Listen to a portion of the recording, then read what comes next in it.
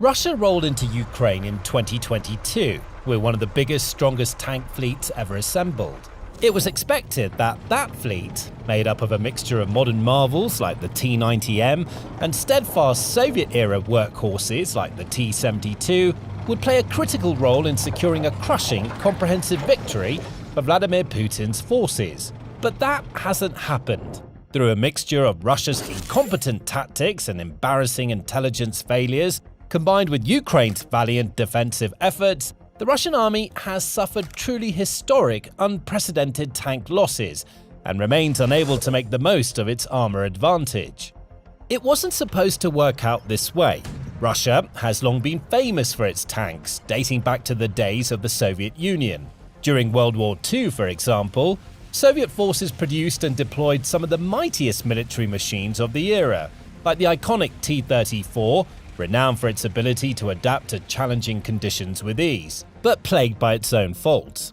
Or the destructive Su-152, boasting enough firepower to destroy almost any enemy tank or armored vehicle in its way with a single well-placed shot. Moving on into the Cold War era, the Soviet Union continued to demonstrate an almost uncanny ability to design and develop world-leading tanks, introducing models like the T-55, which went on to be one of the most widely produced tanks in history, the T-62, which featured the world's first smoothbore tank gun, and the T-72, which became the backbone of Soviet forces until the Union eventually dissolved and has continued to play a major role in Russian military operations to this day. While Russia's latest tanks are still yet to be truly put to the test, there's no doubt that the country has a rich reputation of producing tanks that are incredibly strong, versatile, and difficult to defeat. And when the full-scale invasion of Ukraine began at the beginning of 2022, many military analysts pointed to Russia's enormous stockpiles of both modern and Soviet-era tanks as one of the Kremlin's biggest advantages. Ukraine, too, had some older Soviet tanks stored away for a rainy day, but it couldn't contend with the sheer quantity of tanks at its opponent's disposal. While exact numbers are difficult to ascertain, numerous organizations reported that Russia had close to 3,000 operational main battle tanks, MBTs, at the beginning of the war, with thousands more stored away in military warehouses and other facilities across the country, ready to roll out onto the battlefield should they be needed. The near 3,000 active MBTs included some very strong variants, like the aforementioned T-72 and the more modern T-80 and T-90 models, which were all regarded as highly capable and effective war machines, with enough armor to withstand enemy attacks and enough firepower to obliterate any forces standing in their way. Analysts expected these tanks to crush whatever defenses Ukraine might be able to muster, leading the Russian charge to victory and spearheading the country's assaults on not only the contested territories of the Donbass region, but onward into Ukraine's major cities like Kharkiv and Kyiv. Indeed, the sheer weight of Russia's tank strength is, without a doubt, one of the reasons why Putin and his commanders were so confident of a quick victory when the war first began. They foresaw no possible way in which Ukraine could stop these mighty machines from rolling down their roads, blowing up their buildings, and laying waste to their fortifications. And for a brief time, it looked like that's exactly what would happen. The early days of the war involved Russian forces assaulting Ukraine along 5 major axes, striking at some of the biggest city centers, including Kyiv. They captured large swathes of territory with speed and efficiency, while Ukraine struggled to respond, having to divide its focus between evacuating as many of its people as possible to safer locations, mounting defenses in the towns and cities that had the most strategic value, and allocating its limited resources as and where they were needed. It looked as though Russia was on course to achieve exactly what it set out to do, with its enormous tank fleet proving its worth as the country's forces captured 1 square mile of land after another. Yet, by the end of spring 2022, everything had changed. Russia's progress hadn't just slowed, it had stalled, and in many areas the country's forces were being pushed back. Captured land was reclaimed by Ukrainians, and the Kremlin's army suddenly found itself on the back foot, forced to transition from large-scale combat operations to much smaller assault forces. It withdrew from its northern axis around the Kyiv and the Sumy Oblast, focusing more of its efforts instead on the eastern regions, and its losses began to spiral, with supposedly unbeatable, indestructible tanks blown to bits by Ukraine's brave defenders. Years have passed since those early stages, but Russia has still not been able to find a way to return to those early tactics that proved so effective. It continues to rely on small-scale infantry forces, largely without much or any armor backing them up, in a bid to take ground and achieve objectives, rather than rushing in and overwhelming its opponents with vast armored divisions and destructive dominant tank formations. A detailed analysis of this strategic shift was written by US Army veteran and author Brian Powers and published on the official US Army website. In his analysis, Powers cites many factors leading to Russia's transition to smaller, predominantly dismounted infantry offensive actions, including the rapid rise of unmanned aerial systems across the battlefields of Ukraine, which changed the state of play completely and caused both sides to rethink their tactics. He also, however, notes that one of the big reasons why Russia has been unable to mass forces and orchestrate large-scale assaults along key frontline locations is quite simply because it suffered such dramatic and devastating MBT and armoured vehicle losses over the course of the conflict so far. We don't know exactly how many tanks have been damaged or destroyed, but the figure is clearly in the thousands. Open source intelligence analysis group, Oryx, for example, has reported more than 4,300 visually verified Russian tank losses in Ukraine since the invasion began, along with over 8,700 armoured and infantry fighting vehicles. If we consider that, according to the International Institute for Strategic Studies 2021 military balance, Russia had anywhere between 2,800 and 3,330 operational tanks at the start of the war. That means it's lost up to 143% of its entire operational task force. As Powers notes, these losses account for the largest armoured vehicle losses that Russia has suffered since World War II, and a higher total number of losses than compared to all armoured vehicle losses incurred in conflicts from 1946 to 2022, in which Russia, or its predecessor, the Soviet Union, participated. That is a remarkably damning statistic, and it's backed up by hard data. In the Soviet-Afghanistan War, for example, which began in 1979 and extended throughout the 1980s, the Soviet Union lost an estimated 147 MBTs. It lost a mere 6 in the Russia-Moldova War of 1992, 192 more in the First Chechen War, 23 in the Second Chechen War, 4 in the Russo-Georgia War, and an estimated 100 more in the Donbass War, giving a combined tally of around 665 total tanks lost between the end of World War II and the start of the Ukraine invasion. That's a mere fraction of the losses seen since 2022, and some sources suggest that Russia has lost even more tanks. The General Staff of the Armed Forces of Ukraine, for example, claims that Ukraine has, in fact, destroyed or captured close to 10,000 tanks and over 20,000 armoured fighting vehicles. These figures may be exaggerated to a certain extent, but numerous independent open-source intelligence groups, organizations, and analysts all agree that Russia has seen thousands of its tanks taken out of action by Ukraine's drones, mines, missiles, and other anti-tank weapons. And with the war still raging on and no clear end in sight, we're beginning to reach the point where Russia is almost running on empty as far as tanks are concerned. Recent open-source intelligence reports have found that the country has less than 3,000 tanks in storage at this time, and over half of them are believed to be in poor condition. Less than a quarter can be classed as usable in modern battlefield conditions, and the vast majority are antiquated, outdated models with less than 100 of the relatively modern T-80 MBTs. This shows just how heavily Russia has been forced to rely on its stored Soviet-era tanks. Its forces have been seen on numerous occasions dragging rusty old relics out of dusty storage facilities to replace those that have been destroyed, sometimes deploying tanks that are 50, 60, or even 70 plus years old, like T-54s and T-55s, which originally entered service way back in the late 1940s. Experts have long debated how and why this has happened, and the fact of the matter is that there's not one single reason behind Russia's dramatic tank losses. Instead, it's a whole multitude of factors that have all come together in a chaotic cocktail, decimating the Kremlin's armored fleet and leaving Russian troops running into battle with minimal armor to back them up. Russia's overconfidence and arrogant tactics at the start of the war, for example, are partly to blame for the country's subsequent losses. Back when the war began, many in Moscow believed that Ukraine would simply roll over, that there would be minimal resistance to overcome, that many Ukrainian people would wave, cheer and welcome Russia's liberators into their lands with open arms. Fed false intelligence by its Federal Security Service, FSB, Russia's leadership went into the war feeling absolutely sure that it would be all over in a matter of days.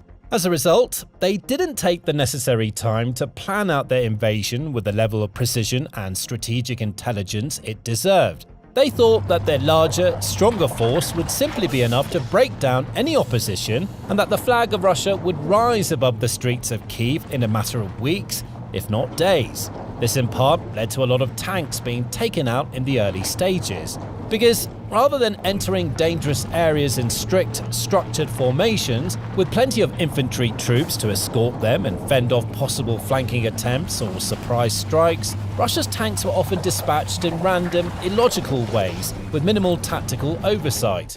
This resulted in many being cornered and taken out by Ukrainian soldiers, and there were even reports in the early weeks of civilians managing to capture Russian tanks or attacking them with Molotov cocktails and other makeshift weapons. Russia also didn't expect Ukraine to receive so much aid from its allies around the world so soon into the conflict. It didn't take long at all for countries like the United Kingdom and United States to dispatch anti-tank weaponry to Kyiv's defenders, with the US sending around 5,000 Javelin anti-tank missiles in April of 2022, and the UK providing more than 4,000 next-generation light anti-tank weapons, or NLAWs, by late March of the same year. Designed to attack tanks from above and target their weaker, thinner sections of armor, these powerful rockets made it remarkably easy for Ukrainian troops to wipe Russian tanks off the map. In addition to receiving weapons from the West, Ukrainian forces also utilized their own anti-tank systems, including mines, missiles and artillery, making the most of their home field advantage to catch Russian tank columns off guard and exploit the enemy's tactical lapses at every available opportunity. There are also notable flaws in almost every single tank that Russia deployed in Ukraine. The T-72, for example, which has been the backbone of the country's ground forces for decades now, may have a lot of positives. It's extremely lightweight, for example, and relatively cheap to make, but it also has a gigantic design flaw that's seen some experts label it as the death sentence tank. It infamously features an automated loading system, which requires easy access to the tank's ammunition storage in order to operate effectively. Because of this, the T-72's ammunition is often stored in the turret, and all it takes is one well-aimed missile, rocket or drone strike to that turret to send the entire machine up in flames. Since Ukraine is a former Soviet republic, its soldiers are fully familiar with the T-72, so they knew all about this weakness and worked hard to find ways to exploit it. As a result, a large percentage of Russia's tank losses have been T-72 variants, like the T-72A and T-72B. As stated earlier, Russia has also been compelled to use much older tanks in its frontline assaults on Ukrainian towns, cities, and defensive positions, some of which date back to the early days of the Cold War. The world was a very different place when those tanks were made, and they simply weren't designed with the rigors of 21st century battlefields in mind. Consequently, many of those older tanks have basically been little more than death traps for the poor, unfortunate soldiers tasked with taking them into battle. The T-62, for example, which was a fine tank for its day when it entered service in the 1960s, is just not cut out for combat in the 2020s. Ukraine's forces have shared videos and images online of their brigades taking these tanks out with mines, drones, artillery and missiles. But with so many of its more modern tanks already out of action, Russia has few other options but to keep on using these near-useless relics of a bygone age. At the other end of the spectrum, even Russia's latest and greatest tanks have also proven unsuitable for use in Ukraine, albeit for very different reasons. The T-14 Armata, for example, has been heralded by Russian officials as one of, if not the greatest tank ever made. It's supposed to be an unstoppable, irrepressible force, boasting next-level firepower and advanced technologies. Yet, it hasn't been seen in Ukraine. Why? Well, according to Russia's own officials, it's because this tank is simply too expensive to make, and the country doesn't want to risk losing large numbers of T-14s to cheap drones and Western weapons when it's already having such a difficult time with its economy and spiraling defense budget. Another of Russia's so-called state-of-the-art modern battle tanks is the T-90M. The country has recently announced ramped-up production rates for this particular tank, with factories said to be churning out record levels of new units. Despite that, Ukrainian soldiers report only rare sightings of T-90Ms along the front lines and in occupied territories. Once again, this is believed to be linked to concerns around the cost of these tanks. Each one can cost in excess of $4 million to make, as well as the fact that Russia is worried about its military reputation taking a serious hit if it starts deploying these advanced tanks only for Ukraine to take them out one after another. Ultimately, it doesn't matter whether Russia uses old tanks or new ones, as none of them have proven capable of allowing the country to achieve its military objectives and crush Ukrainian defenses. Instead, Ukraine has consistently shown that no matter what Russia throws its way, it will find a way to eliminate it, most often with the aid of drones. Because this war, more than any other conflict, has come to be dominated by drones. Russia regularly relies on them to bombard Ukrainian towns and cities, killing and injuring civilians while dealing as much damage as possible to the likes of residential buildings and other infrastructure. Ukraine, meanwhile, often deploys its increasingly diverse and deadly drone army to take out Russia's most important military assets, including tanks and armored vehicles, rendering the Kremlin's enormous armor advantage almost worthless.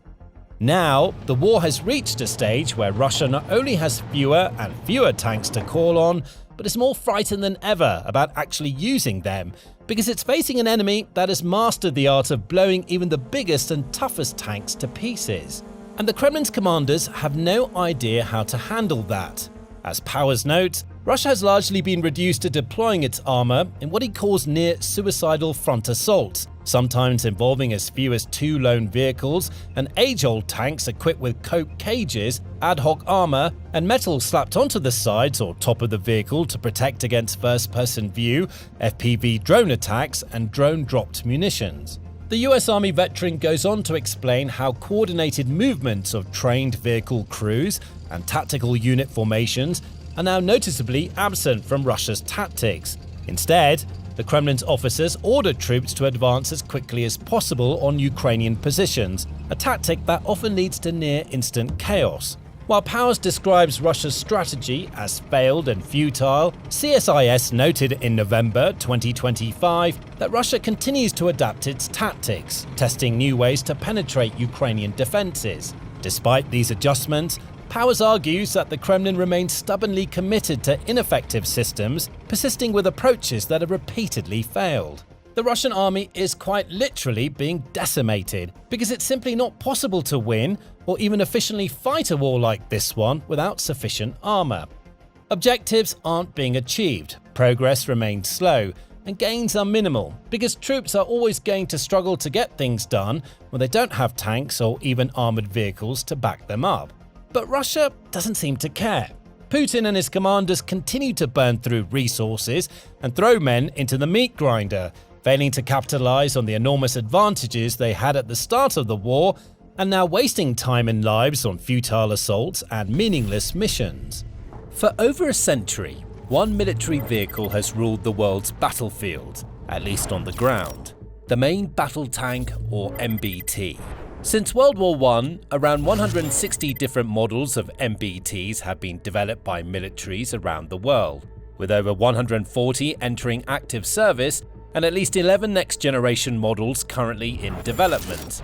Of course, the vast majority of those have either been destroyed in combat, particularly in World Wars I and II, or become obsolete as new technologies rendered their armor, firepower, and general survivability redundant. And now, the modern tank is being subjected to its toughest challenge yet. The war in Ukraine has seen more different kinds of tanks pitted against each other than any conflict since World War II, ranging from the very latest models to relics from that conflict 80 years ago.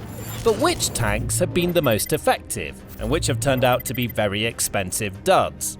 So here's the breakdown of how the different MBTs in use in Ukraine have performed, and which are winning or losing the war. Now, before we dive into the different tanks that have been used by both Russia and Ukraine and how they've fared, let's take a quick look at the methodology used to assess tank performance. There's a lot more to tank effectiveness than simple statistics, like how many got hit or how thick the armor is.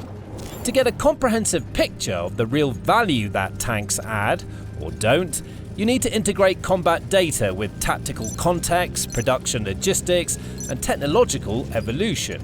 The combat data is, of course, the most telling.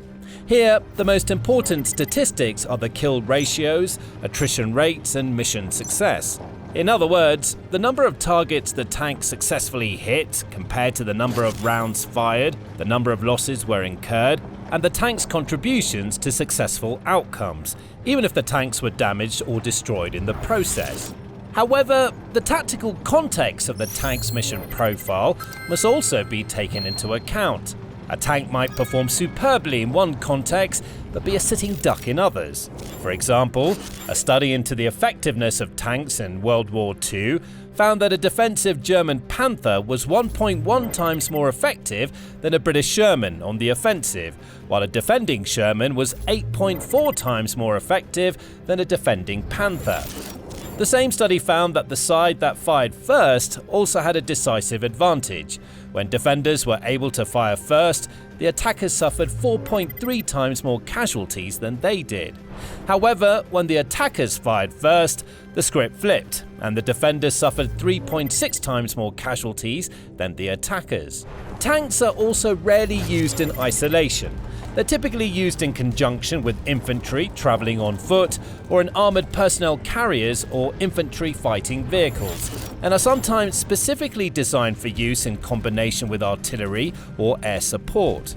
So, to accurately gauge their effectiveness, you need to take into account how well they perform their role in contributing to these combined operations. For example, if a tank is used as a battering ram to clear a path for infantry to follow behind, and is damaged but the infantry successfully lands, it's done its job, especially if it can be salvaged. As we'll see shortly, all these considerations come into play when assessing tank performance in Ukraine.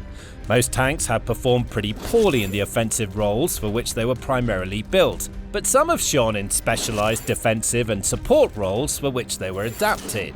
Logistical and strategic factors like production volume, crew training, maintenance capability, fuel and spare availability, and integration into broader doctrine also play an important role in assessing the effectiveness of specific tanks as compared to others.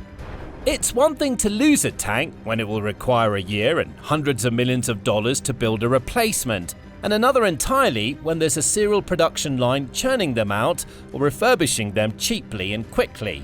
As World War II demonstrated, the ability to mass produce and repair tanks makes a significant difference to their overall effectiveness. Nobody disputes that, by most measures, German Panzers were superior to Soviet T-34s and most other Allied tanks of the day. Roughly 4 Allied tanks were lost during the war for every German tank. But the Allied forces, particularly the Soviets and the US, outproduced the Germans by around 5-1. And ultimately, it was the inferior Soviet T-34s that rolled triumphantly into Berlin. Crew training, or the lack thereof, can also make all the difference. If a tank performs poorly because its crew has had insufficient time to master its use, you can't really point to deficiencies in the tank as the reason it keeps ending up as a smouldering hunk of metal on the battlefield. So, to sum it all up, to properly assess tank performance in a particular conflict, you need to combine real-world engagement analysis, i.e. kill ratios, losses, and involvement in successful missions, with a contextual evaluation of how they were used, whether they were effective in that role, how easy losses are to repair or replace, and ultimately whether the means justified the ends. Isolated technical comparisons like counting losses only tell a part of the story, which can be misleading. The problem when it comes to assessing MBT performance in Ukraine is that reliable hard data is pretty hard to come by. That's entirely understandable. As expected in the middle of a raging conflict, most information from the battlefront is either classified, obscured to a greater or lesser extent by the fog of war, or outright propaganda. Which is where the military show comes in, to cut through the noise and deliver cutting, insightful analysis. If you haven't done so yet, subscribe to the channel so you never miss out on the real story. Now, there are a number of detailed studies looking at the effectiveness of tanks and various other kinds of weapons from the world wars, with much of the hard data long since open to public and academic scrutiny. When the dusty black earth finally settles in eastern Ukraine, hopefully we'll have access to the same. For now, however, we don't really know anything meaningful about the actual kill ratios of the various tanks in action in Ukraine on either side. In some cases, based on the results, we can get a good sense of whether the missions they were involved in were successful or not. But we only really have anecdotal evidence to assess the other factors, like crew training, ease of maintenance, and repairability. From official reports, OSINT, and footage, we can glean a fair bit about the evolving ways in which tanks have been deployed, their vulnerabilities, and how those are being dealt with. But even when there's relatively hard data, such as numbers of damaged and destroyed tanks, they tend to be more liquid than solid. Still, this is the best we have to go by. So let's see what it tells us. The fact that Russia has suffered staggering losses of tanks and most other types of military equipment during the war is not in doubt. The only debate is the scale.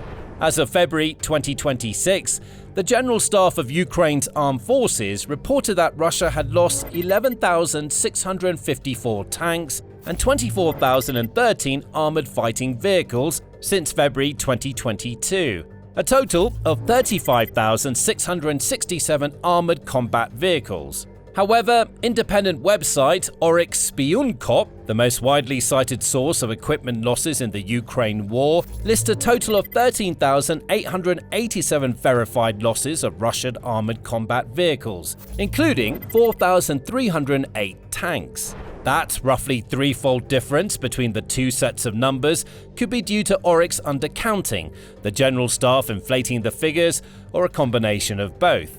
Certainly, Oryx methodology, which requires geolocated photo or video confirmation, means their figure is likely to be the lower bound. But 3 times lower? The discrepancy is even more pronounced with the numbers for Ukrainian losses. According to the Russian Ministry of Defense, as of February 2026, Ukraine had lost a total of 27,620 tanks and other armoured fighting vehicles, although it's unclear how many of those are tanks. Considering that Russia started the war with a much larger stockpile of tanks and other armour than Ukraine, that number would imply even more devastating losses for Ukraine than for Russia.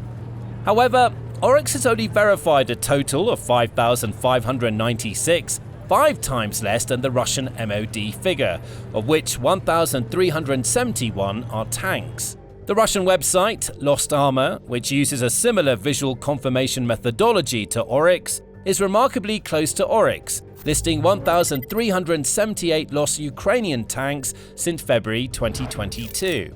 Now, Ukraine was estimated to have a maximum of 1,000 tanks in working order at the beginning of 2022, with as many as 1,500 more sitting in storage in various states of disrepair. These were mostly Ukrainian-modified Soviet-era T-64BVs, along with legacy T-72s and T-80s.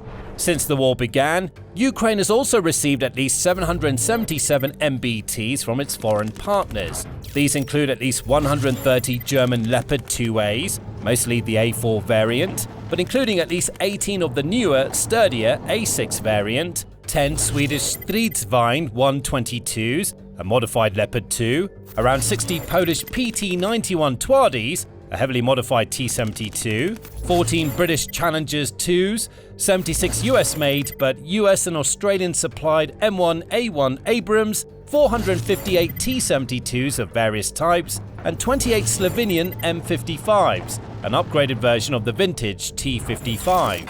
For its part, Russia was estimated to have around 3,300 active tanks when it invaded Ukraine, with roughly 2,478 in storage, many of which are in a state of disrepair. The active tanks were, and still are, predominantly modernized variants of Soviet-era T-72s, T-80s, and more modern T-90s, primarily the new T-72B3, T-80 BVM, and T-90M. Storage yards were stacked with older, rusting, unmodified versions of the T-72 and T-80, along with thousands of legacy models like T-62s, T-64s, and World War II-era T-54s and T-55s. Simple math tells you loads of those have been unexpectedly wrenched from their slumber or cannibalized since the war began.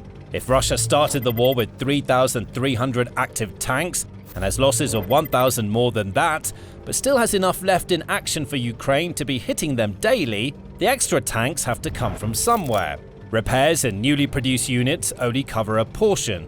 So, out of storage, thousands of old tanks have rumbled, including some of the tracked vintage cars, joining the widest array of tanks assembled across battle lines in 80 years, at least until their turrets get blown off by Ukrainian drones. For many of these tanks, it's the first time they've seen real combat against a peer or near-peer rival. For all of them, it's the first time they've had to deal with intense 21st century warfare, with ubiquitous surveillance, networked communications, and the ever-present threat of unmanned death from the skies. So, how have they fared? It's fair to say that all these tanks, without exception, have failed in the traditional role of main battle tank. That is, none of them has succeeded at being the dominant force on a battlefield, the fulcrum around which maneuver warfare is conducted. That's because tanks don't rule the battlefield in Ukraine. Drones, and to a lesser extent artillery, do. In the early stages of the war, before drones had become such a dominant factor, Russia started its invasion in more or less the traditional way. Columns of tanks and armoured infantry carriers steamed forward under the cover of air power. It took half a year for Ukraine to stem the tide and launch a counter-offensive, reclaiming the territory it had lost in the Kharkiv region and the west bank of the Dnieper River in Kherson Oblast. However, by that stage, it had lost roughly 3/4 of Kherson and neighbouring Zaporizhia Oblast, along with additional large swathes of Donetsk and Luhansk, effectively putting Crimea out of reach. That initial foray, by far the most successful in terms of territory gain for Russia during the war, cost it well over 1,000 of its frontline tanks. Expensive, supposedly modernised tanks provide little match for old-school Soviet landmines, artillery, and shoulder-fired ATGMs, let alone drones. Based purely on that number, you could conclude that all three Russian frontline tank models are a write-off. But maybe, for Russia, the ends justified the means. Maybe, strategically, the loss of 1,000 plus tanks was worth those significant territorial gains. By the same token, the process of withstanding the initial Russian invasion cost Ukraine a roughly equivalent proportion of its total tank fleet, which at that stage didn't include any Western-supplied tanks. You could conclude that that's a disaster, since at the end of the day, Russia had large territorial gains to show for its losses. Then again, for Ukraine, maybe the loss of those tanks was ultimately a small price to pay to bring the advance to a halt. Without access to much deeper data on how the various tanks were used offensively and defensively, their kill ratios and individual battle outcomes, it's impossible to determine conclusively how effective either the Russian or Ukrainian tanks really were. Judging from the admittedly limited data on lost armor, which, unlike Oryx, lists equipment losses by date, Ukraine also used its tanks to spearhead its Kharkiv counter-offensive. Like the Russians during their offensive, Ukrainian tanks seem to have suffered a higher rate of attrition attacking than defending, corroborating the data from World War II discussed earlier. But again, given the success of the campaign, it's an open question whether Ukraine considers those losses to be acceptable or evidence of the ineffectiveness of its stalwart homegrown and much exported T-64BV variant.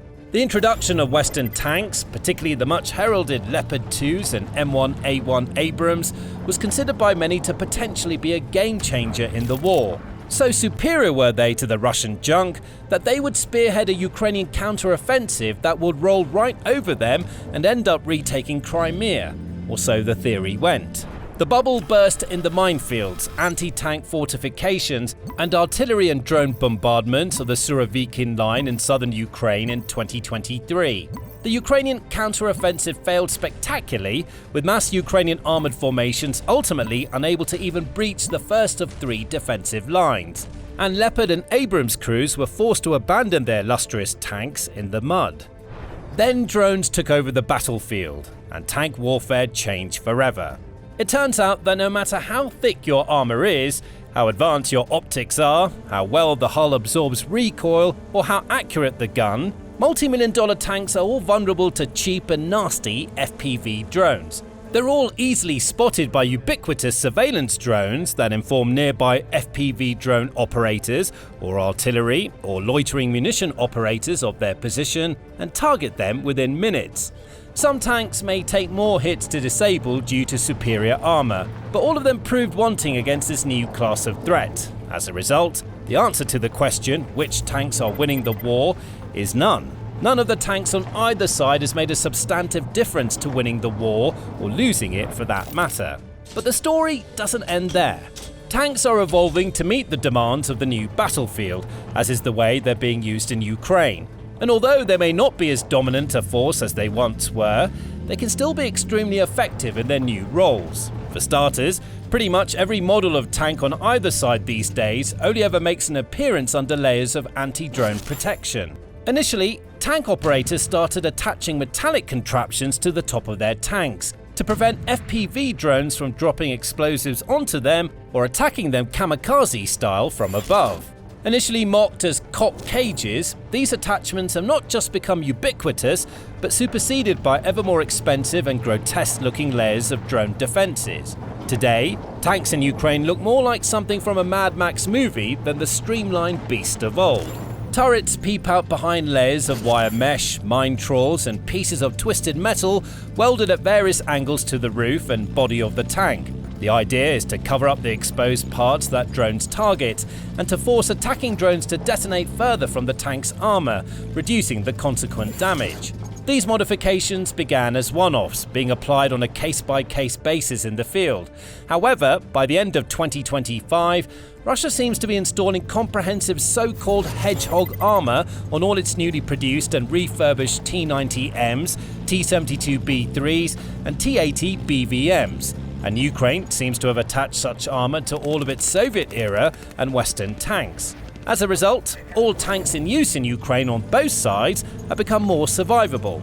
As the relentless flow of footage of damaged and destroyed tanks on both sides attests, the hedgehog armour doesn't make them invulnerable. It just takes more hits to stop them, which makes even the antique T-54s and T-55s more effective. Given the dwindling tank numbers and increasing use of drones as the primary battlefield assault weapon, both Russia and Ukraine have also been using their remaining tanks more sparingly.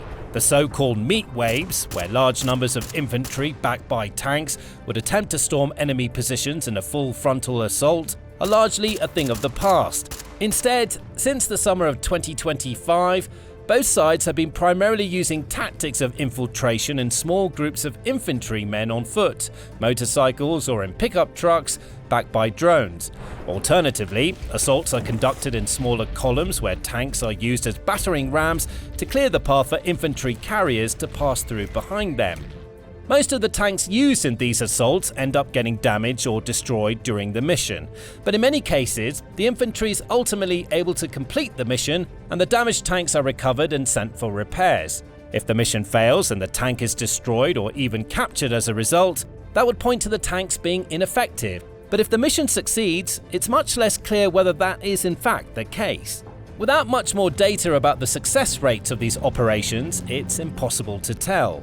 Both sides are also using tanks far more as fire support and in defensive roles rather than to lead assaults. Tanks are kept under cover just behind the front lines and used as a kind of high-accuracy self-propelled artillery to shoot at frontline and near-rear targets, provided by overhead surveillance drones. Obviously, the attrition rates of these defensively used tanks are much lower than for the tanks used in assaults, but again, without hard data on kill ratios, it's hard to gauge which models are more effective than others. Certainly, judging by statements made by Ukrainian operators, while Ukrainian Challenger 2s proved too few in number and too heavy for frontline assaults, they have been very effective in this fire support heavy sniper role. The low attrition rate, 12 verified hits out of 37 active tanks of the Polish Twardey tanks, suggests that it's probably been the most effective tank in both offensive and defensive roles out of everything on display. In general though, while the overall attrition rates of Ukraine's Western tanks are much lower than the attrition rates of Russia's tanks in total, it's impossible to tell definitively whether that's because the Western tanks are more survivable and/or effective, or have been used in ways that expose them to destruction less frequently. With all this in mind, you would think that tanks are likely to become less and less important in the future. On the Ukrainian side, increasing requests for air defense systems, artillery shells and unmanned equipment, and a decrease in requests for tanks suggest that this may be the case. For Russia, however, tanks seem to still be an important component, with production of new T-90s and refurbished older tanks increasing anywhere from 2- to 4-fold during the war. Indeed, as Bekan Ozdoyev, industrial director of the Rostec State Corporation Weapons Cluster, recently told state news agency TASS, the battles in Ukraine show that a tank is still indispensable in the right place at the right time. Leaked documents reveal that despite the seeming ineffectiveness of its various tank models, Russia plans to dramatically ramp up tank production over the coming decade, particularly of the T-90M. Russia already outpaces the entirety of NATO in tank production and refurbishment. Although next-generation Western tanks like the Challenger 3 and Abrams X entering production in the coming years may change that equation significantly. A Russian tank rolls toward the Kharkiv front. Then it vanishes, gone without a trace and erased from the map forever. Putin, in his infinite wisdom, comes to a conclusion. If he can't send tanks, he'll send soldiers. This is insanity. Putin would rather lose 100 soldiers than one tank, but both vanish on a front that has become one of the most lethal in the Ukraine war. Ukraine now dominates in Kharkiv. All that's left is a graveyard of Russian armor and soldiers. Russia's tanks haven't been seen in the Kharkiv sector for months, which has made the armor that once formed the backbone of the entire Russian strategy a complete non-factor in Russia's assaults on that particular front. That's according to the deputy company commander of Ukraine's 13th Brigade, who goes by the call sign Pyrrhok. He made the revelations during a March 2nd interview with Army TV, stating, "We haven't seen heavy equipment on our axis for a long time, especially armored. This doesn't mean that Russia's armor, or what's left of it, is safe." Though Russia isn't sending its tanks into Kharkiv, it is doing its best to amass as much armor as it possibly can behind the combat lines. Presumably, Russia is trying to build up its reserve of tanks, armored vehicles and artillery for an upcoming offensive that will see it finally provide some sort of support to the infantry that's getting destroyed on the Kharkiv front line. But that armor and heavy equipment aren't arriving anytime soon, and due to the 13th Brigade's actions, it's getting slowly destroyed even though it's miles away from the front. Strikes on such equipment take place if we spot it in the enemy rear, already beyond the border, Pyrrhok reveals in his interview. This isn't necessarily easy for Ukraine to achieve. A tank that is trying to make its way through a Ukrainian kill zone can be spotted by reconnaissance drones far more easily than one that's being held back across the border. However, as Pyrrhok puts it, if reconnaissance provides us with data, we manage to fly there and strike artillery or tank positions located far from the border itself. Let's unpack that for a moment. According to Pyrrhok, Russia is so terrified of losing yet more tanks in Kharkiv that it's trying to keep them in secure locations on its own territory. However, Russia is also guarding those locations so poorly that Ukraine is able to conduct strikes on the tanks while they're inside Russia, which in turn means that they will never end up making an impact on the Kharkiv front. Just what is Russia trying to achieve here? If it's trying to amass armor stockpiles, surely it's better to do so outside of the range of Ukraine's drones and missiles. Keeping those stockpiles in border regions is a dumb decision given that Ukraine has shown again and again that it can hit these regions. It's enough to boggle the mind, as is Putin's insane decision to send meat instead of metal to fight on the Kharkiv front, which is costing Russia hundreds of soldiers per week. Keep those numbers and Putin's insane strategy in mind, because we'll be coming back to both in just a few minutes.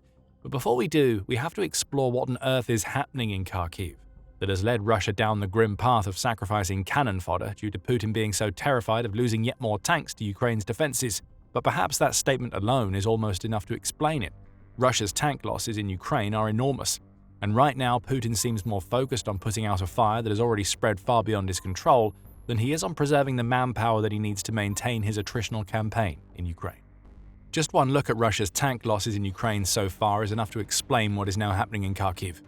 According to Ukraine's Ministry of Finance, Russia has lost 11,727 tanks as of March 5th. The war has been raging for a little over 4 years, so that gives us an annual average loss of a little over 2,900. However, those figures will naturally be weighted in favor of the early years of Putin's faltering campaign, as Russian armor is being withdrawn all over the country. You can't lose tanks that you don't deploy, seems to be the Russian logic. Of course, that doesn't mean a whole lot to the soldiers who are being sent to the front lines without any armor. Russia's tank problems have been a major source of news for almost as long as Putin's supposed special military operation has been ongoing. After Russia failed in its initial and very tank-heavy invasion, Putin thought the Ukraine war would settle into an attritional battle. Russia would win. It had to, by virtue of its enormous number of tanks alone. Of course, Ukraine's drones, along with anti-tank weapons provided by the West, threw a wrench into the workings of that particular plan. And what Russia has been left doing is asking the same question that was posed by the National Interest in an October 2025 piece: what happened to all of Russia's tanks? The major problem for Russia is that its early tank losses in Ukraine were both substantial and unexpected. As a result, it wasn't long before Russia was being forced to pull from its reserves of aging Soviet-era tanks just to keep up the numbers. At the beginning of the war, Russia had 24 bases spread across the country that were full of these old tanks. By October, it had 9 left. And those are emptying out even as Russia tries to conserve its tanks. Russia also has to combine this depletion of its tank reserves with the fact that it simply isn't building enough tanks to maintain anything that even slightly resembles the massive mechanized assaults that it unleashed earlier in the war.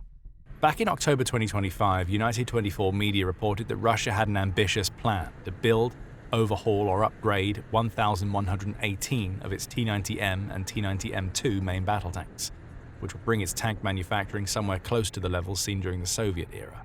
But there are a few problems with this strategy. For one, 1,118 tanks which will be built or refurbished between 2027 and 29 don't exactly cover for Russia losing an average of 2,900 tanks per year. Plus, as Ukraine has demonstrated many times already, the T-90 is no more capable of defending itself against drone and anti-tank munitions than any of Russia's older tanks. So what we see here is Russia ramping up tank production to record-breaking levels, at least in modern times, but that will still only amount to about 400 T-90s annually when Ukraine is destroying more than 7 times that many Russian tanks every single year. The maths isn't mathing for Russia. Russia is also dealing with its existing tank stockpiles being on their last legs. That was revealed by United 24 media in a February 26th piece, where it reported that Russia is pulling its last meaningful reserves of tanks, predominantly T-72 Ural and T-72A tanks, out of storage. Apparently 452 of these tanks are moving toward Uralvagonzavod, which is Russia's main armored plant. How many will actually make it into Ukraine isn't known, but even if all of them do, the numbers we've already shared demonstrate that these last vestiges of Russia's Soviet stockpiles aren't going to be enough to change the course of the war for Russia.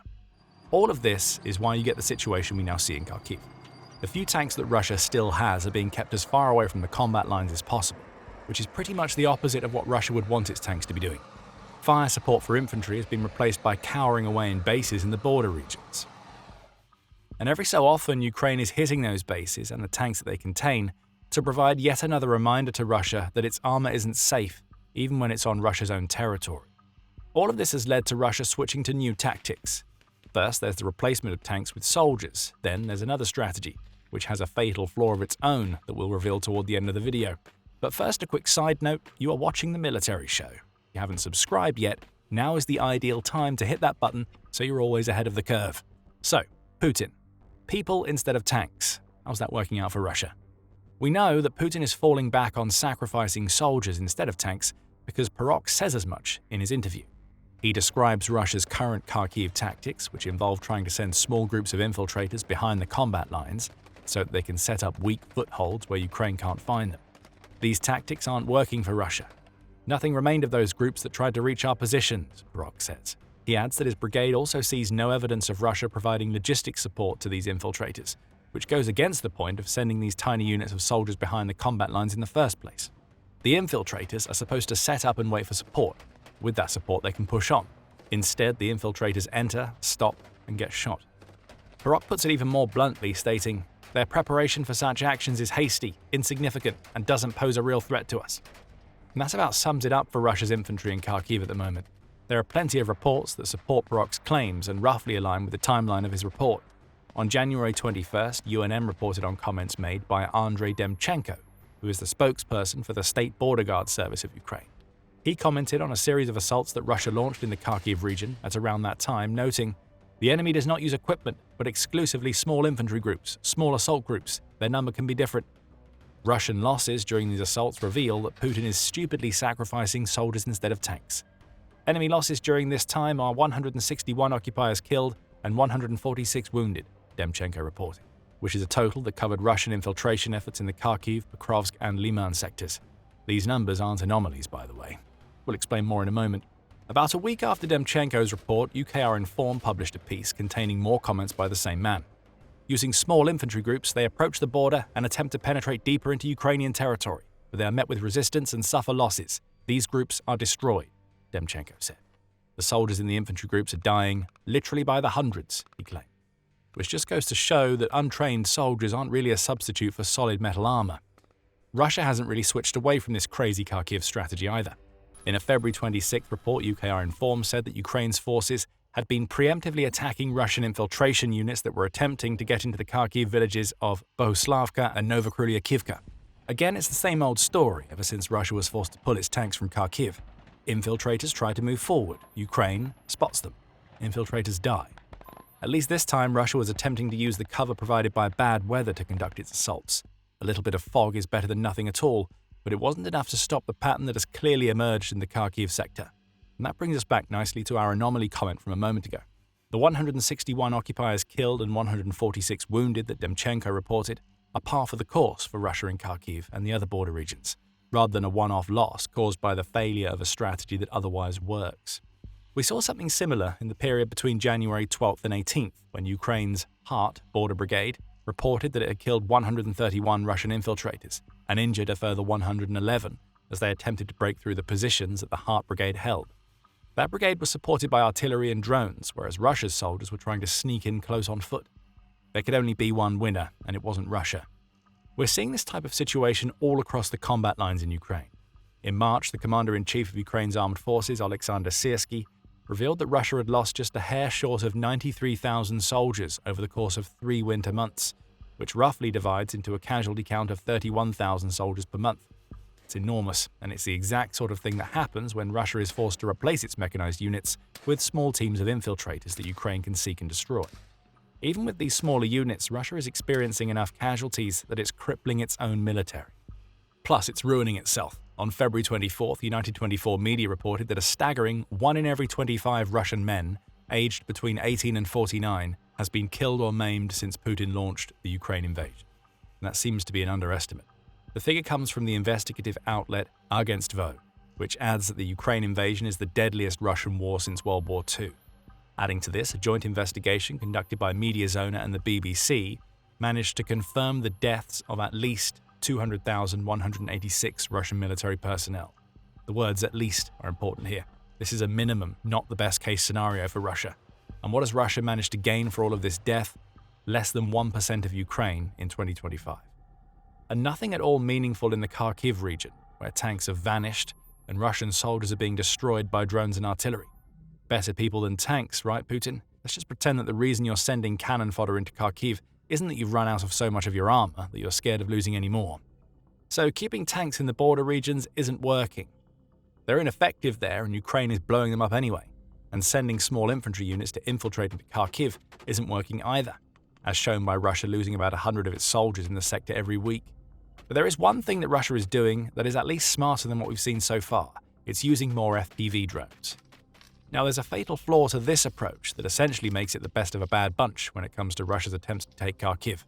Stick with us and we'll tell you what that flaw is at the end of the video. For now, we'll let Parok explain Russia's latest approach in Kharkiv.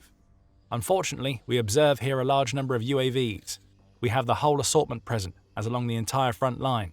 We record airstrikes, Shaheeds, and quite a large number of fiber-optic-controlled drones, Perok says. Ukraine still has the advantage in the air, Perok adds, but Russia is leaning more heavily on what are likely upgraded fiber-optic drones to do damage to Ukraine when its soldiers are failing and its tanks are nowhere to be seen.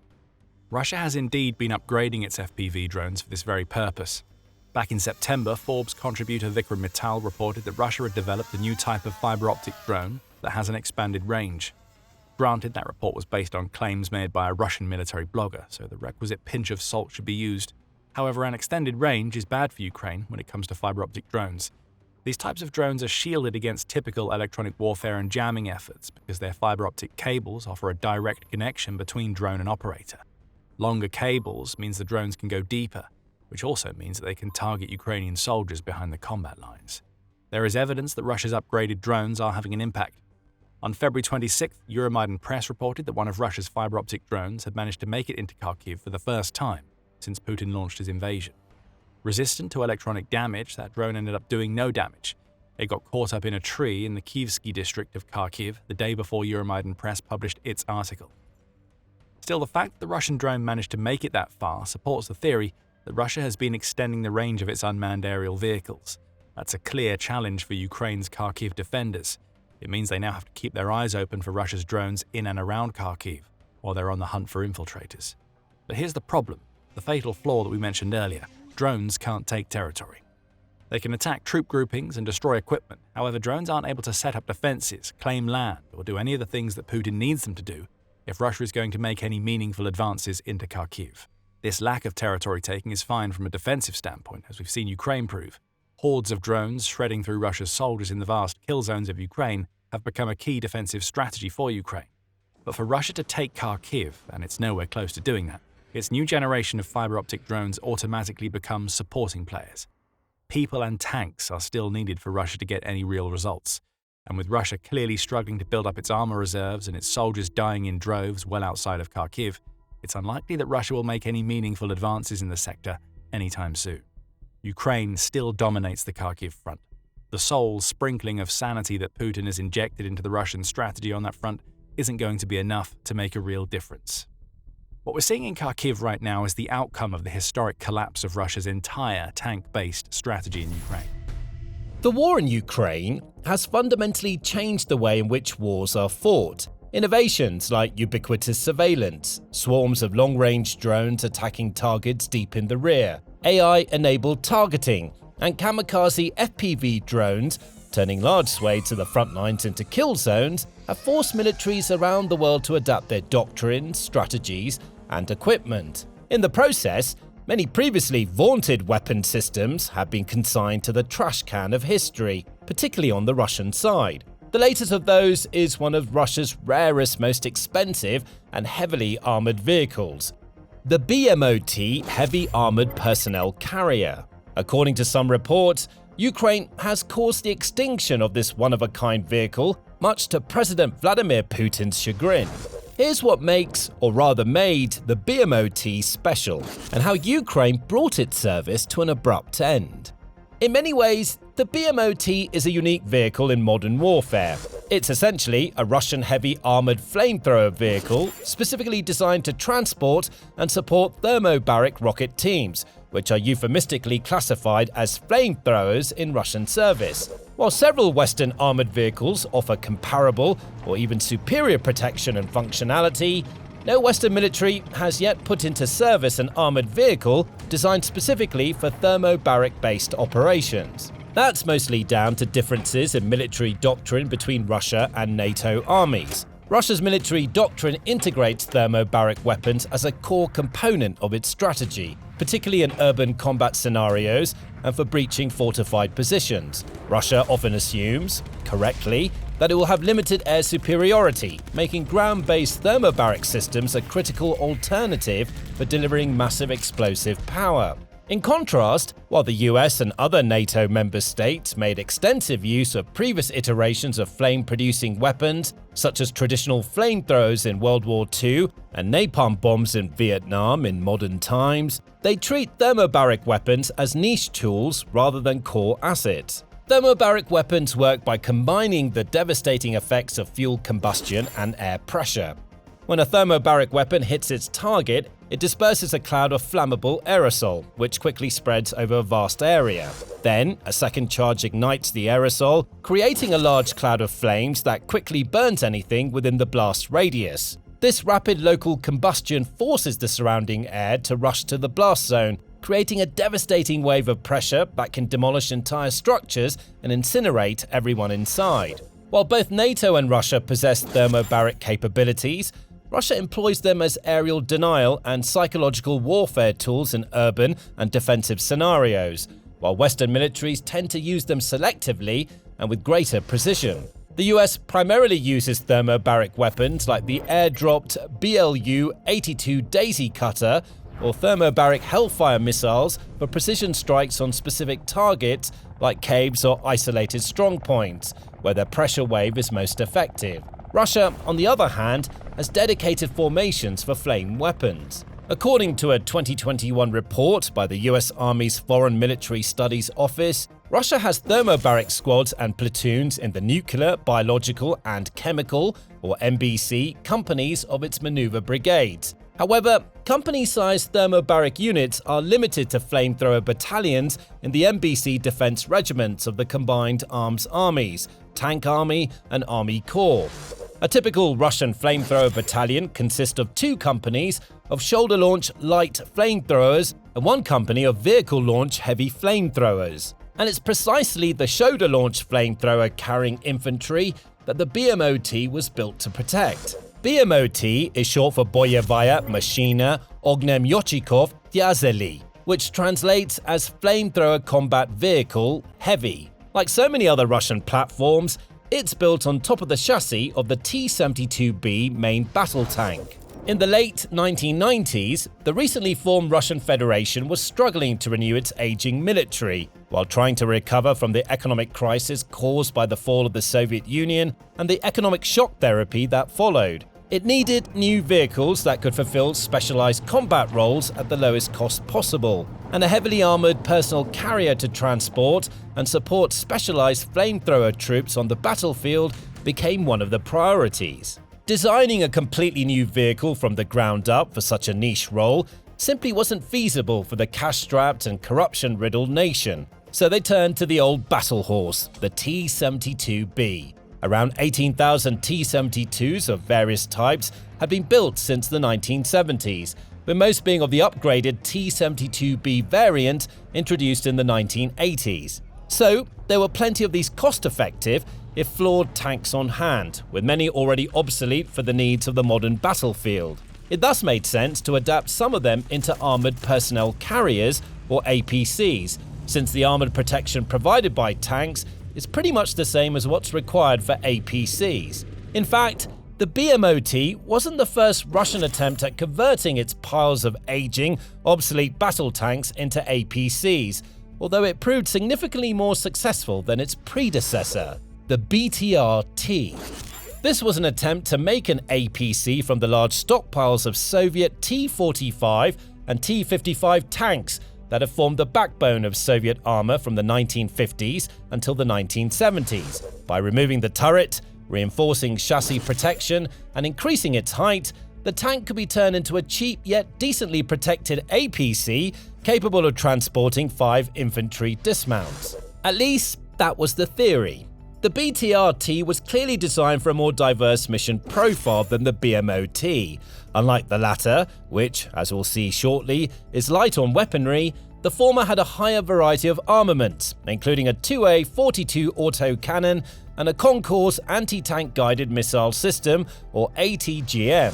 However, due to many design flaws such as low dismount capacity, a cramped interior, and weak protection, the BTR-T was not approved for serial production and quietly canned. Nonetheless, experiments with a new, more mission-specific APC based on the T-72B continued, and by the early 2000s, the first BMOT entered service. The main focus of the vehicle is the transportation of flamethrower troops and the shoulder-mounted thermobaric weapons. Accordingly, the adaptations to the T-72B tank were mainly carried out on the top and sides of the vehicle, with much of the original chassis, engine, transmission, and running gear left largely untweaked. The result is a vehicle that's almost 24 feet long, 12.4 feet wide, and 7.4 feet tall, that weighs just under 44 tons.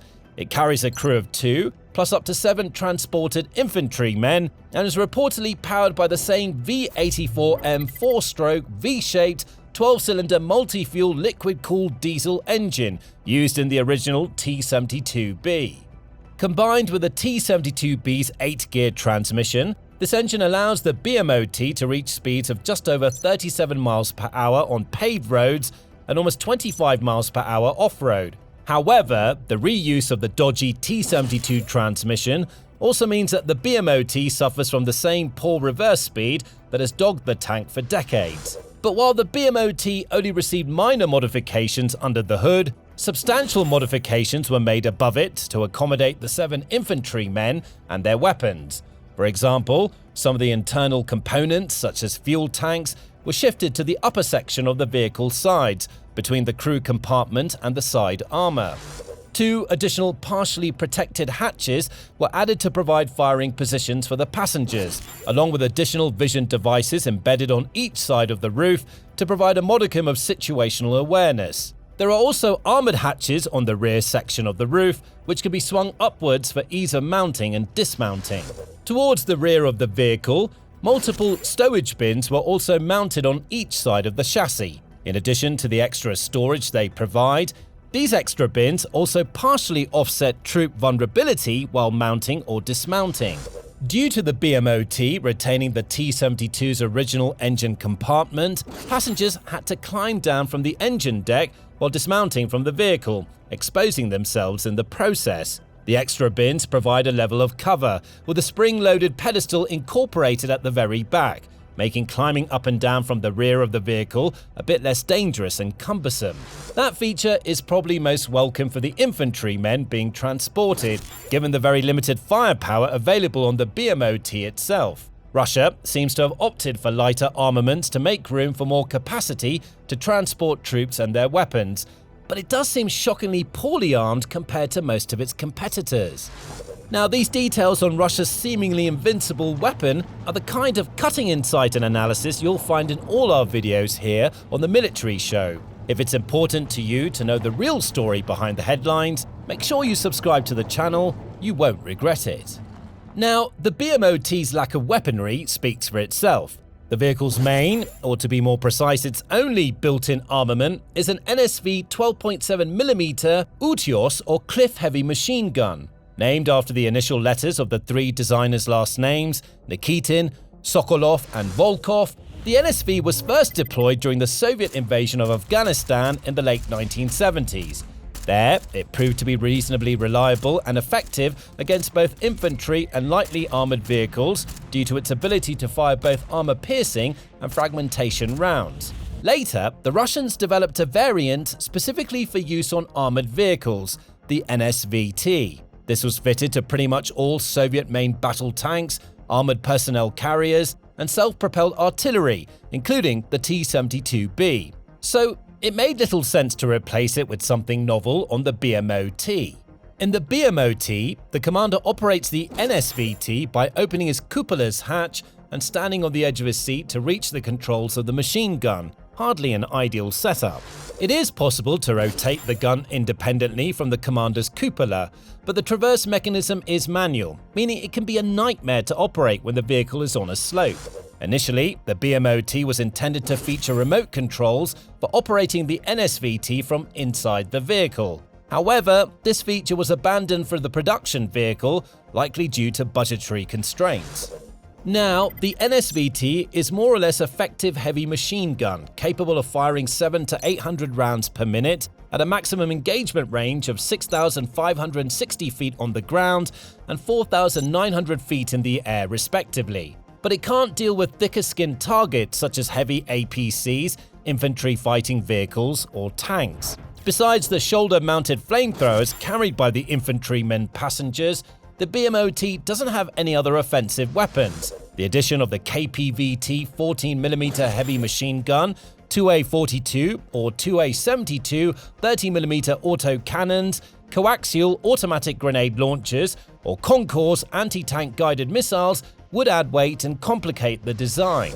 But they'd also certainly enhance the BMOT's stated mission of delivering assault infantry as close as possible to enemy positions while providing support and protection against heavier threats. The RPO-A Schmel, which translates as Bumblebee, carried by these infantrymen, is of course a deadly offensive weapon in its own right and can be used to defend the vehicle.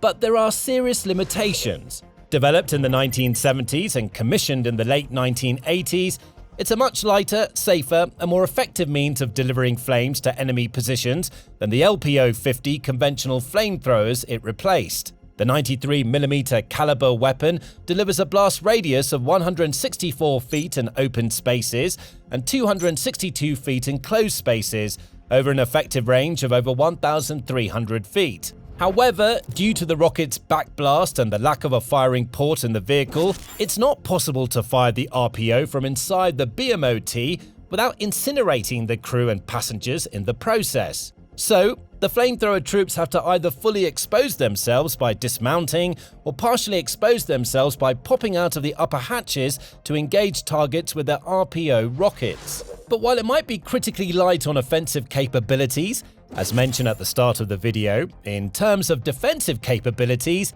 the BMOT was supposed to be as heavily armored and therefore as tough as it gets. The front of the vehicle features Contact 5 Explosive Reactive Armor, or ERA, blocks bolted onto the chassis, including on the driver's hatch. ERA works by detonating a localized explosion at the point of impact of an incoming warhead, which pushes out a burster plate that either degrades the penetrative capability of the warhead or negates it completely. Contact 5, although somewhat outdated by today's standards, was much vaunted by the Soviets, who claimed it to be effective against kinetic force penetrators, such as armor-piercing fin-stabilized discarding SABO or APF-SDS rounds.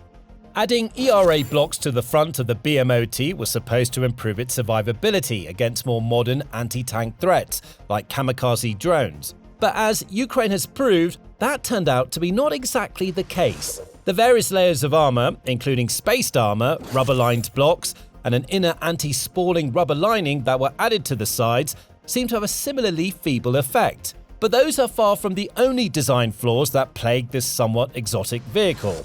As noted earlier, getting in and out of the BMOT can be a tricky but not life-threatening experience. For the infantry passengers to mount or dismount from the vehicle, they have to climb on top of the engine block and through a set of armored hatches on the rear side of the passenger's compartment. Aside from being rather uncomfortable, this method exposes the infantry dismounts to enemy fire while walking on top of the engine. What's more, there's no easy fix for this. To deal with the problem, the engine block would have to be relocated to connect the infantry compartment with the rear of the vehicle, allowing the installation of a much better protected entry-exit method.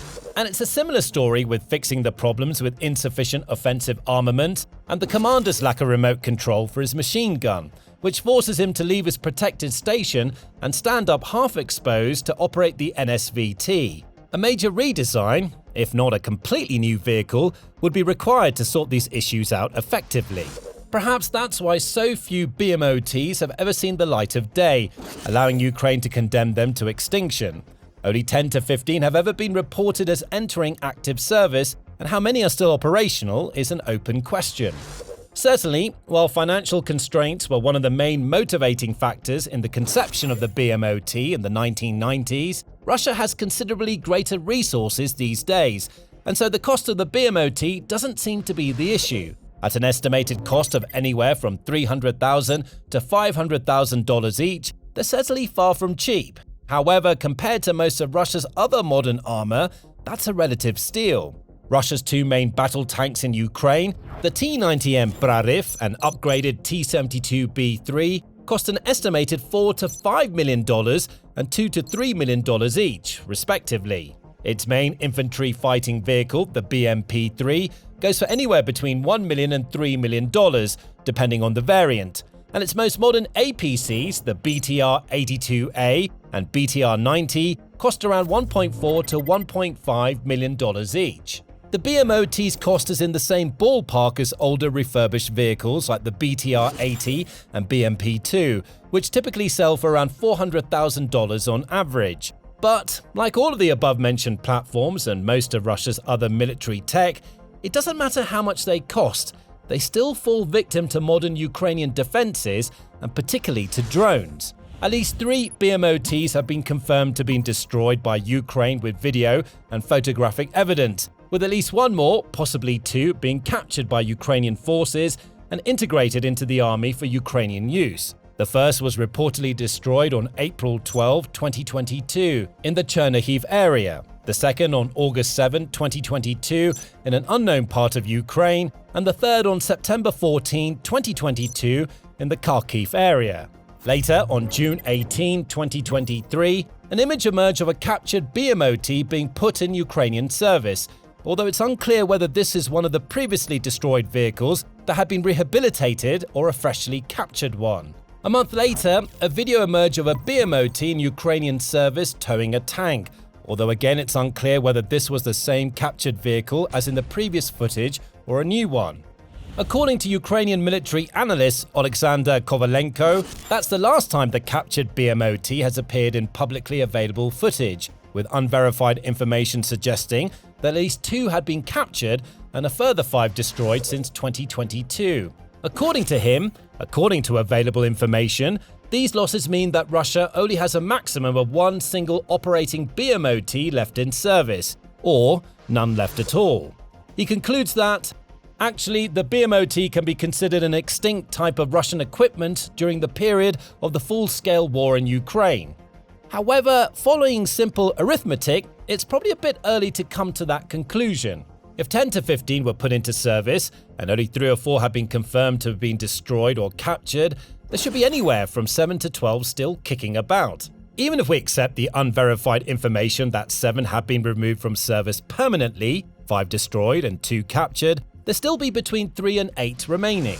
Perhaps Kovalenko has access to information he hasn't shared, or maybe basic math simply isn't his strong point. Maybe it's just feel-good propaganda. But whatever the case may be, it would be no surprise to learn that Russian command had decided to withhold whatever BMOT stocks it still has left from the front lines, effectively making the BMOT extinct in the Ukrainian context.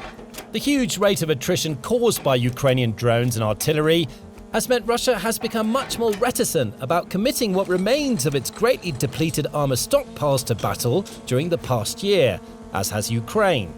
Moreover, the main thrust of its thermobaric forces seems to have shifted decisively towards its self-propelled heavy flamethrower systems and away from the shoulder-mounted flamethrower-wielding infantry that the BMOT was designed to carry. Indeed, Russia has made prodigious use of the TOS-1A Solsepeyok, which translates as sunburn, and the TOS-2 Tosochka heavy flamethrower vehicles throughout the war to date. The TOS-1A is also a tracked system built on a T-72B chassis and can launch 24 thermobaric rockets at once, with an effective range of around 3.7 miles. The TOS-2 is wheeled based on the Ural 63706 truck with a 6x6 wheel configuration and can fire 18 missiles at once, reportedly with a greater range than the TOS-1A. A new system, the TOS-3 Drakon, was unveiled in 2024 and has potentially also entered service, with the ability to fire up to 15 incendiary or thermobaric missiles at once. Make no mistake, these are fearsome weapons. When the thermobaric munition is detonated, the shockwave travels along the ground, making it impossible to hide from it in a trench or dugout, especially since the temperature at the epicenter of the explosion can reach over 5,400 degrees Fahrenheit. That makes Russian flamethrower systems prime targets for Ukraine, which has had significant success in destroying them. In July 2025, the General Staff of the Armed Forces of Ukraine reported that it had destroyed at least 100 Russian heavy flamethrower systems, including TOS-1A, TOS-2, and the earlier TOS-1 Buratino. However, these numbers also raised a few eyebrows, since it's unclear whether combined that many of these systems were ever made. Independent website Oryx-Spionko lists at least 34 destroyed TOS-1A and 2 TOS-2 systems, which by some estimates would be around 3/4 of the 45 believed to have been ever made. Only 24 Buratinos were ever made, with a small number of these having been deployed to Chechnya in 1999, and it's doubtful that more than a handful of the TOS-2 have entered service, so it's hard to understand how the General Staff gets to that number. Nonetheless, as the Ukrainian military website Militani points out, the destructive power of these weapons means that they remain a top priority target for Ukraine. What do you get when a collapsing superpower runs out of tanks, out of ideas, and out of time? Apparently, you get this, Russia's so-called Dandelion tank. 4 years into what was supposed to be a lightning-fast conquest of Kyiv, Putin's once-feared war machine is now slapping steel rods on aging Soviet tanks and calling it innovation. This bizarre contraption, a T-72, T-80, or even a T-90M wrapped in welded metal florets, looks more like a scrap metal sculpture than battlefield tech. But behind the propaganda lies a harsher truth. Russia's arms industry is cracking, its doctrine is collapsing, and the Dandelion tank may be the most absurd symbol of that failure yet. So let's take a closer look at why this weird steel flower isn't just laughable, it's dangerous. For Russia. First off, let's be clear about what we're looking at here. Russia has lost over 4,100 tanks in Ukraine, according to Oryx's visually confirmed data, a number that likely represents only a part of actual losses. That's on par with the armour destroyed during the Battle of Kursk in World War II, the clash that marked Nazi Germany's first decisive defeat on the Eastern Front. History doesn't repeat itself, but it certainly rhymes, and Putin's tanks are burning in roughly the same geographic area where Hitler's did 8 decades earlier. The Dandelion tank in question didn't just happen. It's the latest desperate iteration in Russia's increasingly absurd attempts to keep its armour alive long enough to matter. To understand how we got here, we need to look at the evolution of Russian tank protection, which reads less like military innovation and more like a comedy of errors with fatal consequences. But before we get deeper into this scrapyard Frankenstein of a war machine, if you're enjoying this breakdown, hit subscribe to the Military Show. We decode modern warfare for what it really is. No fluff, no filters, just facts. Now, back to the Dandelion. To understand how we got here, we need to look at the evolution of Russian tank protection, which reads less like military innovation and more like a comedy of errors with fatal consequences. It started with the beginnings of the Turtle tanks in mid-2023. Russian crews began by welding crude sheets of metal over their vehicles, creating makeshift roofs that theoretically would detonate incoming FPV drones before they struck vital components. The logic was simple. If Ukrainian drones were diving onto tank turrets from above, add another layer of metal for them to hit first. In practice, these modifications added significant weight, while doing little to actually protect the tank. Furthermore, the sheet metal that was supposed to be a drone deterrent was thin enough that shaped charges could still penetrate it easily. Even worse, the tank's modified outline would also be more visible to enemy surveillance, much of which was supported by drones similar to kamikaze units. Ukrainian drone operators adapted within weeks, adjusting their attack angles or simply using more powerful warheads. By mid-2024, it was acknowledged that turtle tanks were nothing more than a fad that likely wouldn't be adapted to battlefields outside of Ukraine, and even there had little to no effect on Russia losing tanks. But before we go any further, we want to thank the sponsor of today's video, Private Internet Access, aka PIA, the world's most transparent VPN provider, trusted by over 30 million users worldwide. PIA is a leader in online privacy. Whenever you browse on an unprotected device, you're transmitting a great amount of information out into the open, which can be viewed by various different entities before reaching the website. VPN hides your IP address and encrypts your internet connection, shielding your data from your ISP, network administrators, and even government surveillance. Without a VPN, browsing online is a lot like sending a private message to a group chat. Everyone can see what you're doing. But with PIA, your activity is protected inside a secure, encrypted tunnel. Their no-logs policy has been proven multiple times in court and verified by an independent audit conducted by Deloitte, one of the world's leading auditing firms. Beyond security, PIA offers real freedom online, whether you're traveling abroad or just trying to access content not available in your region. PIA has you covered with servers in over 91 countries and all 50 US states. It also supports P2P file sharing and works with all major streaming services, so you can enjoy more content from anywhere. I personally use PIA while gaming to connect to local servers and reduce latency. It's also great for unlocking region-specific content across platforms like Netflix, Hulu, and more. PIA is available across all major platforms: Windows, macOS, Linux, iOS, Android, and more. And with just one subscription, you can protect an unlimited number of devices at the same time, perfect for securing your entire digital life. Right now, there's an exclusive offer for our viewers. Go to piavpn.com/themilitaryShow, also in the description, to get 83% off private internet access, bringing it down to just $2.03 a month. Plus, you'll receive 4 extra months completely free. And if you're still on the fence, they offer a 30-day money-back guarantee, and 24/7 customer support is always available to help. So go try private internet access right now. Your privacy deserves no less, and with PIA, you're in good hands. In late 2025 came the Hedgehog tanks, covered in metal spikes and cables meant to entangle drone propellers or damage their sensors as they descended. Some versions wrapped the entire tank body in steel cables, like some kind of military cocoon. Others bristled with metal rods sticking out at odd angles, supposedly to snag incoming threats. The Russian Defense Ministry proudly displayed these vehicles, claiming they represented innovative battlefield adaptation. But the Hedgehogs had the same fundamental problems as the Turtles, only worse. The additional weight, which sometimes exceeded several tons, turned already sluggish tanks into crawling targets. These were T-72s and T-80s, which would ordinarily see widespread use in the field, despite hailing from the late stages of Soviet engineering.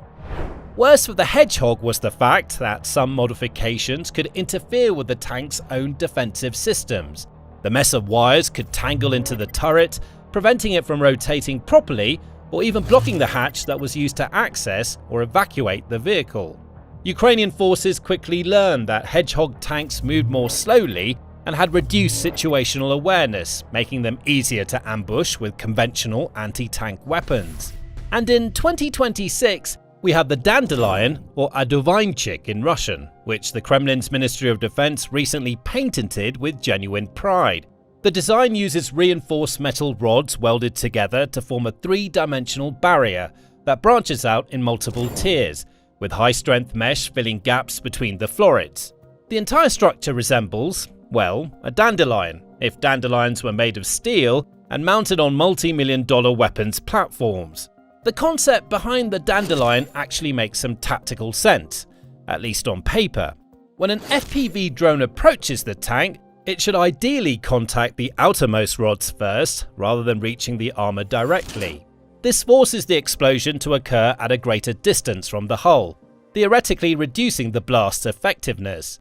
Against a swarm of drones in open terrain, the multiple branching layers could provide better survival rates by forcing Ukraine to expend more munitions per kill. If it takes a dozen drones to disable a standard tank, the Dandelion might require an additional dozen, buying Russia precious time to advance across open ground. And that's the key phrase, open ground. The Dandelion armor makes sense only in the specific scenario where Russian tanks are charging across fields towards Ukrainian defensive positions. This admittedly describes a significant portion of current Russian tactics. In these headlong rushes, crews can sacrifice some mobility and visibility for the chance to survive one more drone strike. When your strategic doctrine involves throwing armor at prepared defenses until something breaks through, any modification that extends vehicle lifespan by even a few minutes could be considered worthwhile. In theory, the Dandelion is an immediate evolution and improvement over the Hedgehog mechanics.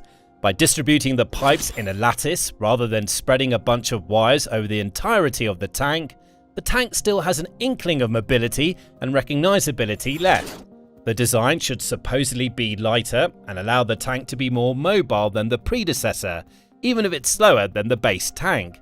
Furthermore, the design has also been applied to the T-90, Russia's current premier tank that's seeing active battlefield use in Ukraine.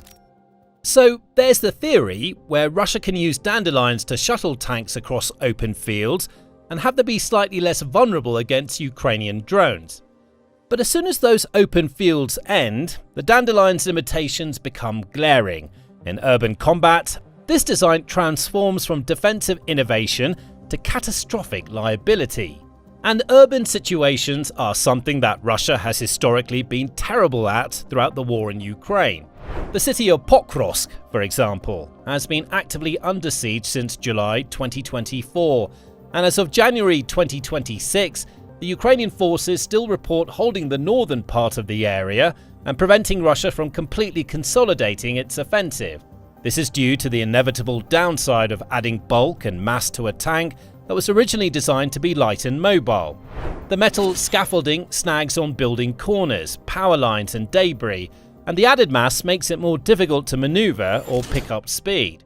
According to former British tank commander Colonel Hamish de Bretton-Gordon, Dandelion tanks are also unlikely to be able to snurdle, military slang for quietly maneuvering through woods and dead ground to achieve surprise. And while the Dandelion's design makes it more see-through than the previous options, it still entails adding a web around the tank. Modern tank warfare relies on sophisticated optics and sensors that allow crews to acquire targets at range and strike before being struck. The Dandelion's metal florets create blind spots throughout the commander's field of vision. Gunners struggle to track moving targets through the maze of steel rods. The tank's own defensive systems, including any electronic warfare equipment meant to jam drone signals, may have their effectiveness reduced by the metal cage interfering with signal propagation. Mobility-wise, some estimates suggest that the Dandelion structure adds several additional tons of steel. For tanks already burdened by previous modifications and often running on overtaxed engines due to poor maintenance, this extra mass pushes mechanical systems to their breaking point. And the added cage increases the vehicle's complexity, which can directly increase its maintenance demands. According to researchers from the Resurgam and Vyskovy Vyshchun platforms, who analyze satellite imagery of storage and repair facilities, Russian tank repair capacity has collapsed from over 120 vehicles per month in early 2022 to just 30 to 35 by early 2025. And here's the real kicker. The Dandelion cage might actually make Russian tanks easier to destroy, the exact opposite of its design intent. The vastly increased size and profile makes vehicles far more visible at a distance. Ukrainian reconnaissance drones can spot Dandelion tanks from farther away, giving anti-tank teams more time to prepare ambushes. The distinctive silhouette stands out even with camouflage attempts. Colonel de Bretton-Gordon suggested that marginal improvements against drones are likely going to be negated by making the tank a bigger, slower target for everything else in Ukraine's arsenal. And Ukraine has quite the arsenal these days. Beyond FPV drones, Ukrainian forces have accumulated thousands of anti-tank guided missiles from NATO suppliers, including Javelins, NLAWs and AT-4s. They've received modern main battle tanks that outclass Russian armour in nearly every category.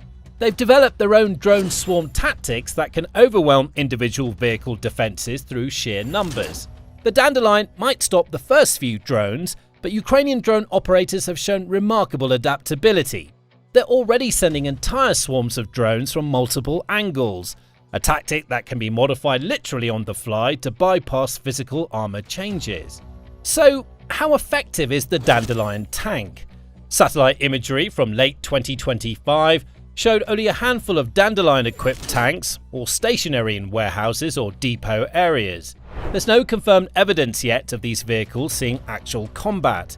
When and if they do deploy, they'll likely achieve some initial success simply because Ukrainian forces haven't optimized their tactics against this specific configuration. This is supported by the simple fact that Ukraine also relies on using physical armor and netting as the preferred defensive option, even if it sacrifices a bit of mobility.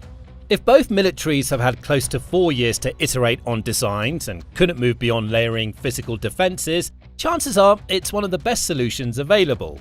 But that advantage will be temporary. Ukraine has consistently demonstrated the ability to analyse, adapt and counter Russian innovations within weeks.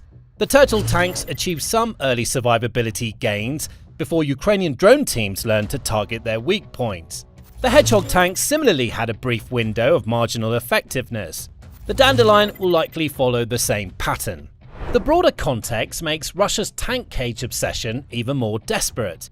According to the International Institute for Strategic Studies, Russia might not have sufficient main battle tanks to conduct effective offensive operations beyond early 2026 if it maintains the same operational tempo and suffers comparable losses. Russia began the war with approximately 3,300 tanks in active deployment and somewhere between 5,000 and 17,500 in storage, though many of those stored vehicles were in such poor condition that they could barely be considered functional. And as we pass into 2026, Russia has burned through the majority of its readily available armour. Tank loss rates have also gradually accelerated, despite there being fewer vehicles on the battlefield, a paradoxical situation explained by reduced armoured density, making remaining tanks easier targets. Think of it like herd immunity in reverse. When you have fewer tanks providing overlapping defence and surveillance, each remaining vehicle becomes exponentially more vulnerable to coordinated drone attacks. And Russia's domestic production can't keep pace with these losses. Estimates suggest Russia can manufacture roughly 250 modernised tanks per year, including upgraded T-72s, T-80s and T-90s. Meanwhile, they're losing tanks at more than 3 times that rate. The production bottleneck gets worse when you account for refurbishment capacity. Russia started the war by pulling tanks in the best condition from storage, requiring minimal repairs. Now they're down to vehicles that have been sitting exposed to Siberian weather for decades, many missing critical components that were cannibalized years ago to keep other tanks running. Again, this is amplified by the fact that Russia has resorted to pulling museum pieces out of mothballs. T-62s appeared on the front lines in May 2022, shocking analysts who considered those tanks obsolete by any modern standard. By November 2024, Russia deployed actual T-34s, which were World War II era vehicles that belong in history textbooks. The sight of 80-year-old tanks being sent to fight against modern weapon systems tells you everything you need to know about Russia's equipment crisis. The Dandelion tank fits perfectly into this narrative of industrial desperation masquerading as innovation. It's not a technological breakthrough, it's not even particularly clever engineering. It's taking existing tanks that Russia can barely afford to lose and welding scrap metal onto them in the hope that the quantity of protective layers might somehow compensate for the quality of design. Russian military planners are essentially throwing steel at the problem and hoping physics works out in their favour. But here's what Russia has forgotten, or perhaps never learned. Tank design has always been about balancing 3 competing factors: firepower, the tank's ability to destroy threats; protection, the tank's ability to survive enemy fire; mobility, the tank's ability to maneuver effectively. The Dandelion tank undermines all 3 simultaneously. The T-90's formidable 125mm main gun is a lot less effective when the gunner can barely see through the metal cage to acquire targets.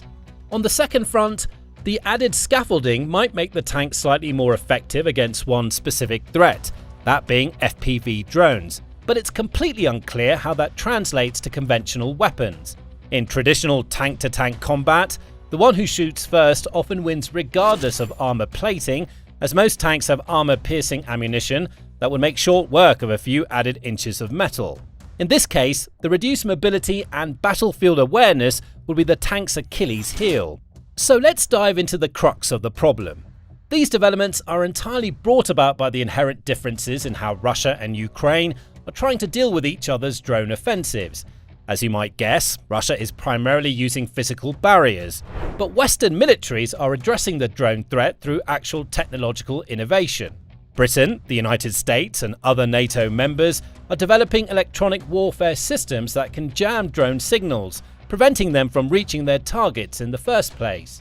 Active Protection Systems, or APS, can automatically detect and shoot down incoming threats, whether drones or anti-tank missiles, at a cost of just a few dollars per interception. Israel has used APS technology to excellent effect, and next-generation Western tanks will incorporate these systems as standard equipment. When you can defeat dozens of drones automatically without degrading your tank's other capabilities, you've solved the problem. When you weld metal flowers onto your turret and call it innovation, you've admitted defeat. The international response to the Dandelion tank has ranged from bewilderment to mockery. Some outlets believe that the tank will achieve some early success, but most agree that it's a slow spiral into irrelevance, much like with the previous designs. Even then, there are some serious lessons here beyond the absurdist spectacle. The Dandelion tank demonstrates how quickly modern warfare can render expensive weapons platforms obsolete. Drones costing a few $1,000s can threaten tanks worth millions, fundamentally altering the battlefield calculus. The military that adapts faster to this new reality, likely by spearheading new technological improvement, will dominate. Ukraine has learned this lesson better than any nation. Their drone warfare tactics have evolved from basic reconnaissance to sophisticated hunter-killer operations, from individual strikes to coordinated swarm attacks. They've created an entire industry around rapid drone development and deployment, iterating designs every few weeks based on battlefield feedback. Ukrainian forces have shown that innovation isn't about having the biggest defense budget or the most advanced starting technology. It's about relentless adaptation, creative problem solving, and the willingness to abandon approaches that don't work. Russia, meanwhile, keeps building bigger cages. The Dandelion tank is innovative only in the most superficial sense. Sure, the design is different and unusual, but if you squint a bit, you can still see the original Turtle tank peeking through with all of its mobility problems. And when you compare it with the Hedgehog, the differences seem even smaller. And the design is only a partial solution at best. You see, a tank was never actually meant to be invulnerable to drones. It's not something that was built into the platform. And both Ukraine and Russia have determined quite early on that tanks alone are unlikely to actually win the war. But the bigger problem is that Russia doesn't seem to want to acknowledge that fact. Instead, it's still throwing equipment with some modifications to the front line, all the while bleeding personnel that it can't replace. The Dandelion tank won't change that reality. It might buy Russia a few more months of offensive capability, a few more miles of devastated Ukrainian territory, but it won't reverse the trajectory of a war that's hollowing out Russia's military capacity and destroying its economic future. When historians look back at this conflict, the Dandelion tank will likely become a symbol, joining the Turtle and Hedgehog in the gallery of desperate measures that characterize Russia's final years as a military superpower. It'll serve as a reminder that in modern warfare, there's no substitute for genuine technological innovation, adaptive tactics, and a military doctrine grounded in reality rather than propaganda. The creators of the legendary T-34, the tank that helped defeat Nazi Germany and establish Soviet armored doctrine for generations, would be horrified to see their legacy reduced to this. The T-34 succeeded because it balanced firepower, protection, and mobility better than its opponents. It could be mass-produced, easily maintained, and effectively deployed by crews with minimal training. It embodied the principles of good tank design that Russia has now abandoned in favor of improvised metal sculptures that fail at every fundamental level. So yes, the Dandelion tank is absurd. It's also tragic, revealing, and ultimately instructive. It shows us what happens when military necessity collides with industrial incapability, when propaganda demands solutions that engineering cannot provide. When a nation's leadership commits to a war, it fundamentally cannot win. The Dandelion tank is Putin's war machine in miniature, desperate, ineffective, and doomed. The winter months certainly weren't easy for Ukraine. Intensive Russian bombardment of its energy infrastructure left most of the country without power, heating, and even working sewage systems for weeks on end during a particularly icy winter. But Ukraine survived, and it's begun 2026 with a bang. Or to be more precise, the critical infrastructure deep inside Russia went bang and was turned into rubble at an ever-increasing rate as a result of intensifying Ukrainian long-range strikes. The reason? Upgraded drones and missiles, AI-enabled control systems, and new swarming tactics that Russia is struggling to contain. So, let's take a look at how Ukraine's genius swarm tactics are unleashing chaos deep inside Russia. As the ice started melting and the first green shoots of spring arrived, Ukraine dramatically ramped up its long-range missile and drone attacks on Russian energy, military, and other critical infrastructure. Toward the end of 2025, the Russian Ministry of Defense was reporting shooting down 50 to 150 Ukrainian drones and missiles per day. By mid-March 2026, that number had increased to several hundred per day. The Ukrainian Ministry of Defense typically publishes daily information about the previous night's Russian strikes. That includes both the number of drones and missiles fired and the number brought down by Ukrainian air defenses. The Russians just published the numbers they claim to have brought down. Successful strikes, the missiles and drones not reported as being brought down, are not reported. But there's plenty of visual evidence to confirm that an increasing number of Ukrainian strikes are successfully hitting their targets, causing catastrophic damage to the Russian military and energy infrastructure in the process. Ukraine seems to have ramped up production of both frontline FPV drones and long-range strike drones. It's also clearly established serial production of its new Flamingo heavy cruise missiles and long-range strike drone missile hybrids like the FP2 and FP7. On the front lines, Russian military bloggers report a large increase in the number of Ukrainian drones, both GPS-guided and fiber-optic-guided FPV drones. They also report that the Ukrainians have adjusted the radio frequencies via which these drones are controlled, rendering much of Russia's existing anti-drone electronic warfare, or EW devices, ineffective against them. And to make matters worse for the Russians, these new drones have also had their ranges extended by tens of miles. That greatly increases the danger for Russian troops, equipment, and logistics, even further behind their advanced positions. Russia is still struggling to adapt to having been abruptly shut out of the Starlink system in early February. The move caused havoc with Russian communications and visibly slowed an offensive in southern eastern Ukraine that had been building momentum. Taking advantage of the opportunity, a new Ukrainian drone onslaught has stopped Russian offensives in their tracks across large swathes of the front line. These new drones and tactics for deploying them have also been a major component of Ukraine's successful counterattacks in the Dnipropetrovsk and Zaporizhia regions.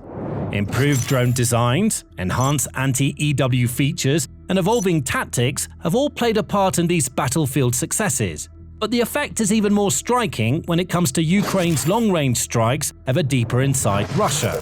In those situations, there's a new Ukrainian tactic that's causing Russian President Vladimir Putin sweaty, sleepless nights: autonomous drone swarms.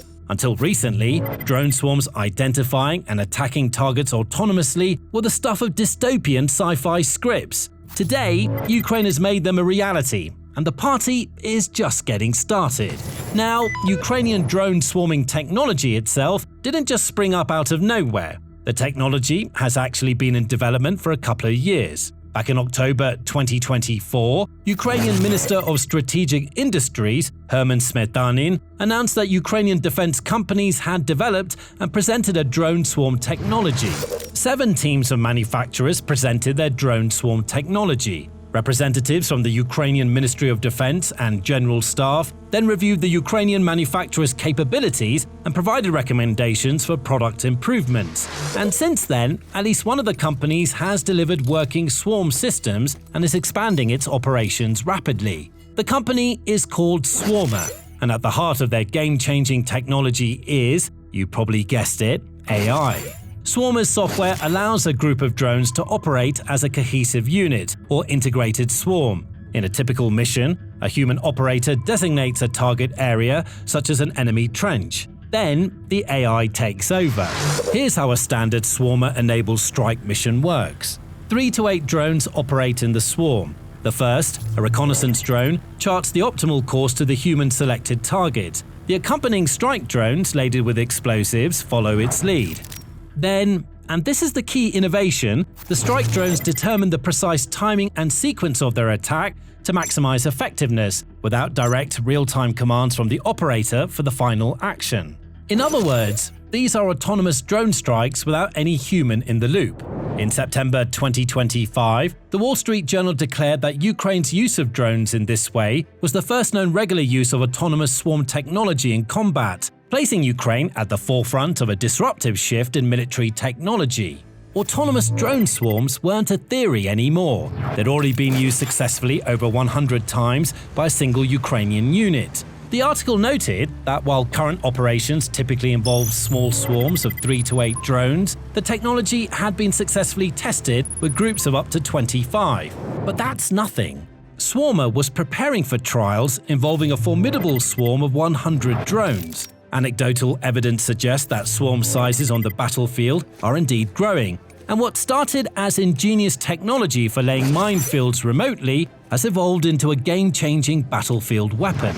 Now, as a result of these successes and successful long-range strikes, which we'll detail shortly, Swarmer is attracting major attention globally. In September 2025, the company announced a $50 million Series A investment round, the largest investment in a Ukrainian defense tech company since the start of the war. The round was led by major US venture capital fund Broadband Capital Investments, with participation from RG.AI, D3 Ventures, Green Flag Ventures, Radius Capital, and Network VC. Our software has proven itself in live combat across tens of thousands of missions, Serhiy Kuprienko, founder and CEO of Swarmer, said at the time. This funding enables us to scale our operations and offer advanced swarming capabilities to every unmanned vehicle in Ukraine and across NATO-aligned nations. Western democracies should be able to deploy as many drones and robots as they can produce without being constrained by the number of trained pilots. Then in February 2026, it emerged that Eric Prince had been appointed as the non-executive chairman of Swarmer. Prince is the somewhat controversial founder of the mercenary company formerly known as Blackwater, now Academy, and a prominent name in the US MAGA circles. In a letter to prospective investors, he wrote, "Since April 2024, Swarmer's platform has been deployed in Ukraine with more than 100,000 real-world missions in active combat environments, informing the software and machine learning models that feed into it." It should be noted that according to Swarmer's website, the system has been involved in 86,000 combat missions since 2023, with all the data captured and processed, somewhat less than the 100,000 Prince claimed. Still, approximately 42 Ukrainian armed forces units are using the system, with over 300 combat missions being flown daily. Now, the beauty of the system lies in no small part in its versatility. It can be used for what Swarmer calls fire raids, where the approach to the target is conducted autonomously, but the actual firing is done by a human operator. It can also be used for seek-and-hit operations, where both the reconnaissance and strike are autonomous but require operator confirmation before firing. The Swarmer system can also be used for counter-UAV operations, activating autonomous drone swarms to track down and destroy incoming hostile UAVs. And finally, operators can go whole hog with completely autonomous reconnaissance and strike operations.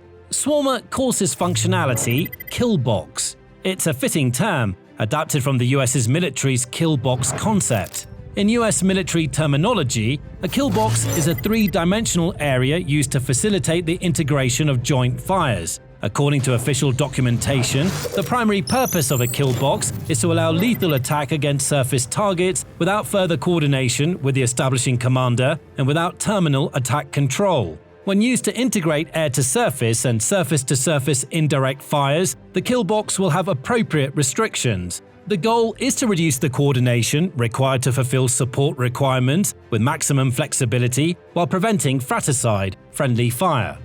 Swarmer's fully autonomous kill box functionality certainly seems to tick all those boxes. Over and above autonomous control over aerial drone swarms, involving both fixed-wing and quadcopter-type drones, Swarmer's technology is also being applied to ground and naval drones. While the exact tactics and locations of Swarmer-enabled missions are classified, we can get an idea from Russian reports. One Russian reconnaissance soldier described the drone swarm tactic used by Ukrainian forces on the Krasny-Liman axis. He revealed that several kamikaze drones are launched at once, flying at low altitude connected to a fiber optic line so that infantry cannot hear them. After spotting a target, the drones split up. One moves around to strike from the rear, while the other attacks head-on toward the movement of the unit. Units making use of swarmer drone swarms are also reportedly using another new tactic to increase their strike effectiveness: silent drones. In February, Russian senator for the occupied parts of Zaporizhia Oblast, Dmitry Rogozin, reported that Ukrainian operators of kamikaze drones cut the engine on the final approach so that the UAV glides silently toward the target.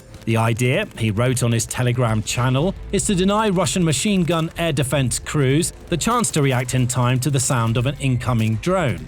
Rogozin claims that the new tactics have had a limited effect. While these new tactics look like something new, he said, Russian forces still managed to destroy them, leaving the overall situation unchanged. However, evidence from burning Russian infrastructure strongly suggests otherwise. And that's what we do here at the Military Show. Dig deeper to uncover the real story behind the headlines. Subscribe to the channel for the latest news and analysis from the battlefields of Ukraine, the Middle East, and beyond. Now, the carnage following Ukraine's new drone tactics seems to have accelerated since around February 10. On February 11, a Ukrainian attack set ablaze a Lukoil-operated oil refinery in Volgograd, and on February 17, at least 2 reservoirs of a Krasnodar oil storage site were destroyed overnight. On February 22, a crude oil pumping station in Tatarstan was demolished overnight, and on February 25, a chemical plant in the city of Smolensk was set ablaze. Satellite imagery later showed it had been burned to the ground. The following evening, Ukrainian drones attacked the Tula area, one of Russia's main arms manufacturing regions, targeting air defenses. And the same region was attacked again on March 1st, as part of one of the most widespread and effective Ukrainian strikes to date. Since January, the bulk of Ukrainian drone attacks against Russian targets have been concentrated on southwestern Russia and Crimea. Smaller air raids have headed deeper into western Russia and occasionally reached distant targets in the Ural Mountains and the Caspian Sea. The attacks on March 1st also followed this familiar pattern. Ukrainian air operations overnight centered their efforts on Crimea and Russia's neighboring Black Sea shore. At the same time, a secondary attack was launched at Tula, some 217 miles away. According to Ukrainian military sources, strike drones hit and disabled a Russian 92 N6A radar system near the village of Sinovaya Gora. The radar is a critical sensor for Russia's S-400 strategic air defense system, enabling the tracking and targeting of incoming Ukrainian drones and missiles. And there were other high-value targets on the radar. In a similar multi-pronged attack, Ukrainian attack drones hit and ignited an oil refinery, as well as hit air defense installations in and around the Russian Black Sea port of Novorossiysk. This is the port to which the Russian Black Sea Fleet was forced to flee after being pounded by Ukraine at its former base in Crimea in 2022 and 2023. The highest number of explosions was recorded near the Sheshkaris oil terminal, one of Russia's high-capacity oil and petroleum transshipment hubs. At least 11 kamikaze aircraft directly targeted the terminal, with images of orange-red explosions and 3 major fires appearing online in the aftermath. The Sheshkaris terminal had only been back online for a couple of months after being closed for repairs following a previous Ukrainian strike in November. But that wasn't the only target in the area hit by Ukrainian drones on that fiery night. Other targets hit in Novorossiysk included warships, oil tankers, oil loading facilities, and air defense installations. Veniamin Kondratiev, governor of Russia's Krasnodar Krai administrative district, told local media the following morning that the massive Ukrainian attack was the most powerful strike to hit Novorossiysk yet. He declared a state of emergency, and other Russian authorities later claimed that 5 people had been injured by falling debris. Additionally, 20 buildings around the city had been damaged, including 17 residential buildings and a daycare center. It's not often that Russian authorities are that candid about damages inflicted by Ukrainian strikes, suggesting that ever more leakers are slipping past Russian air defenses. That's in such a small part down to another new Ukrainian tactic: taking out air defenses to create gaps in coverage before launching the main blows. On February 25, just before the strikes on Crimea, Smolensk and Tula, Ukraine's Special Operations Forces, or SSO, published images and videos of its strike drones hitting a Russian S-400 Triumph interceptor missile launcher, an associated 92 N6E fire-controlled multifunctional radar, and a Pantsir S-1 short-range air defense system. Much of that footage was geolocated to a village outside Crimea's second-largest city, Simferopol. 2 days later, Ukraine's Unmanned Systems Forces, or USF, published a statement and videos showing its drones homing in on and hitting another Pantsir S-1 air defense on the territory of an abandoned steel factory in the city of Mariupol in occupied Donetsk Oblast. The strikes created gaps in Russian air defenses, through which the main attack drones passed undetected, but they also created a pathway for strikes to come. According to Krymsky Vita, an aerial warfare tracking platform, the multi-directional strikes on March 1st flew a route bypassing Russian air defenses. Launched from sites across southern Ukraine, most of the drones flew from 124 miles south over the open waters of the Black Sea before turning east to bypass Crimea and the Russian air defenses deployed there. Or rather, what remained of them. The S-400 is Russia's premier air defense system, firing heavy missiles designed to engage and destroy targets at ranges of up to 250 miles away. The Pantsir system is equipped with autocannon, light missiles, agile radars, and is designed specifically to seek out and knock down drones. Without their radars, both systems are essentially blind and useless for targeting. During the March 1st operation, more air defense assets were hit, paving the way for further attacks through now open airspace. According to the website Ukrinform, a radar unit of an S-300 PMU-2 Favorite, another much-used Russian air defense system, was hit by Ukrainian drones near Novorossiysk, along with another Pantsir system positioned to defend the city's port against drones. And it didn't take long for those strikes to pay dividends. On March 10, Ukrainian forces struck the Kremny L defense plant in the city of Bryansk with Storm Shadow or Scalp EG missiles. The plant reportedly supplies Russia's state defense conglomerate Ulmaz Unte, which produces air defense systems. It also supplies the state-owned Tactical Missiles Corporation, which manufactures cruise missiles, including the KH-59, KH-69, KH-101, and KH-55 missiles used to strike Ukraine. And it reportedly manufactures components for use in Russia's strategic nuclear arsenal, risking a nuclear response in terms of Russia's nuclear doctrine. The attack, the sixth on the plant since 2022, occurred in broad daylight while the factory was full of workers. Huge fires and explosions were reported, with Russian authorities later stating that 7 civilians were killed and a further 42 were injured. Moscow condemned the attack as a terrorist attack, deliberately targeting civilians, criticized the UK and France for supplying the missiles, and alleged a breach of international legal norms. The following evening, March 11, a Ukrainian drone strike hit the Kubyshev Azot chemical plant in the Tulyuty Samara Oblast, a leading producer of caprolactam and nitrogen fertilizers. On the same night, Ukrainian forces also reportedly targeted the Metrofax chemical plant in the Perm region, which has recently been confirmed by Dmitry Makhornin, the region's governor. These strikes were again likely made possible by the earlier destruction of air defenses en route to the targets. On March 9, Ukrainian strikers destroyed multiple radar systems in Yevpatoria, including Oborona 14 and Nebo U radars. And it was a similar story just 3 days later. First, Ukrainian forces destroyed Sopka 2 and 48 YA6K1 Podlyot radar stations near occupied Vinorudny. Later the same evening, with air defenses partially blinded, the SSO struck the Tikhoretsk oil pumping station in Krasnodar Krai, causing a major fire at a key oil hub in southern Russia and disrupting fuel logistics. Now, there's no direct evidence that any of these strikes we've discussed were conducted using Swarmer or other autonomous drone swarming technology. But the increased strike rate and growing evidence of widespread use of autonomous drone swarms by Ukraine are unlikely to be entirely coincidental. For now, new technologies coupled with new tactics and increased drone numbers are working for Ukraine.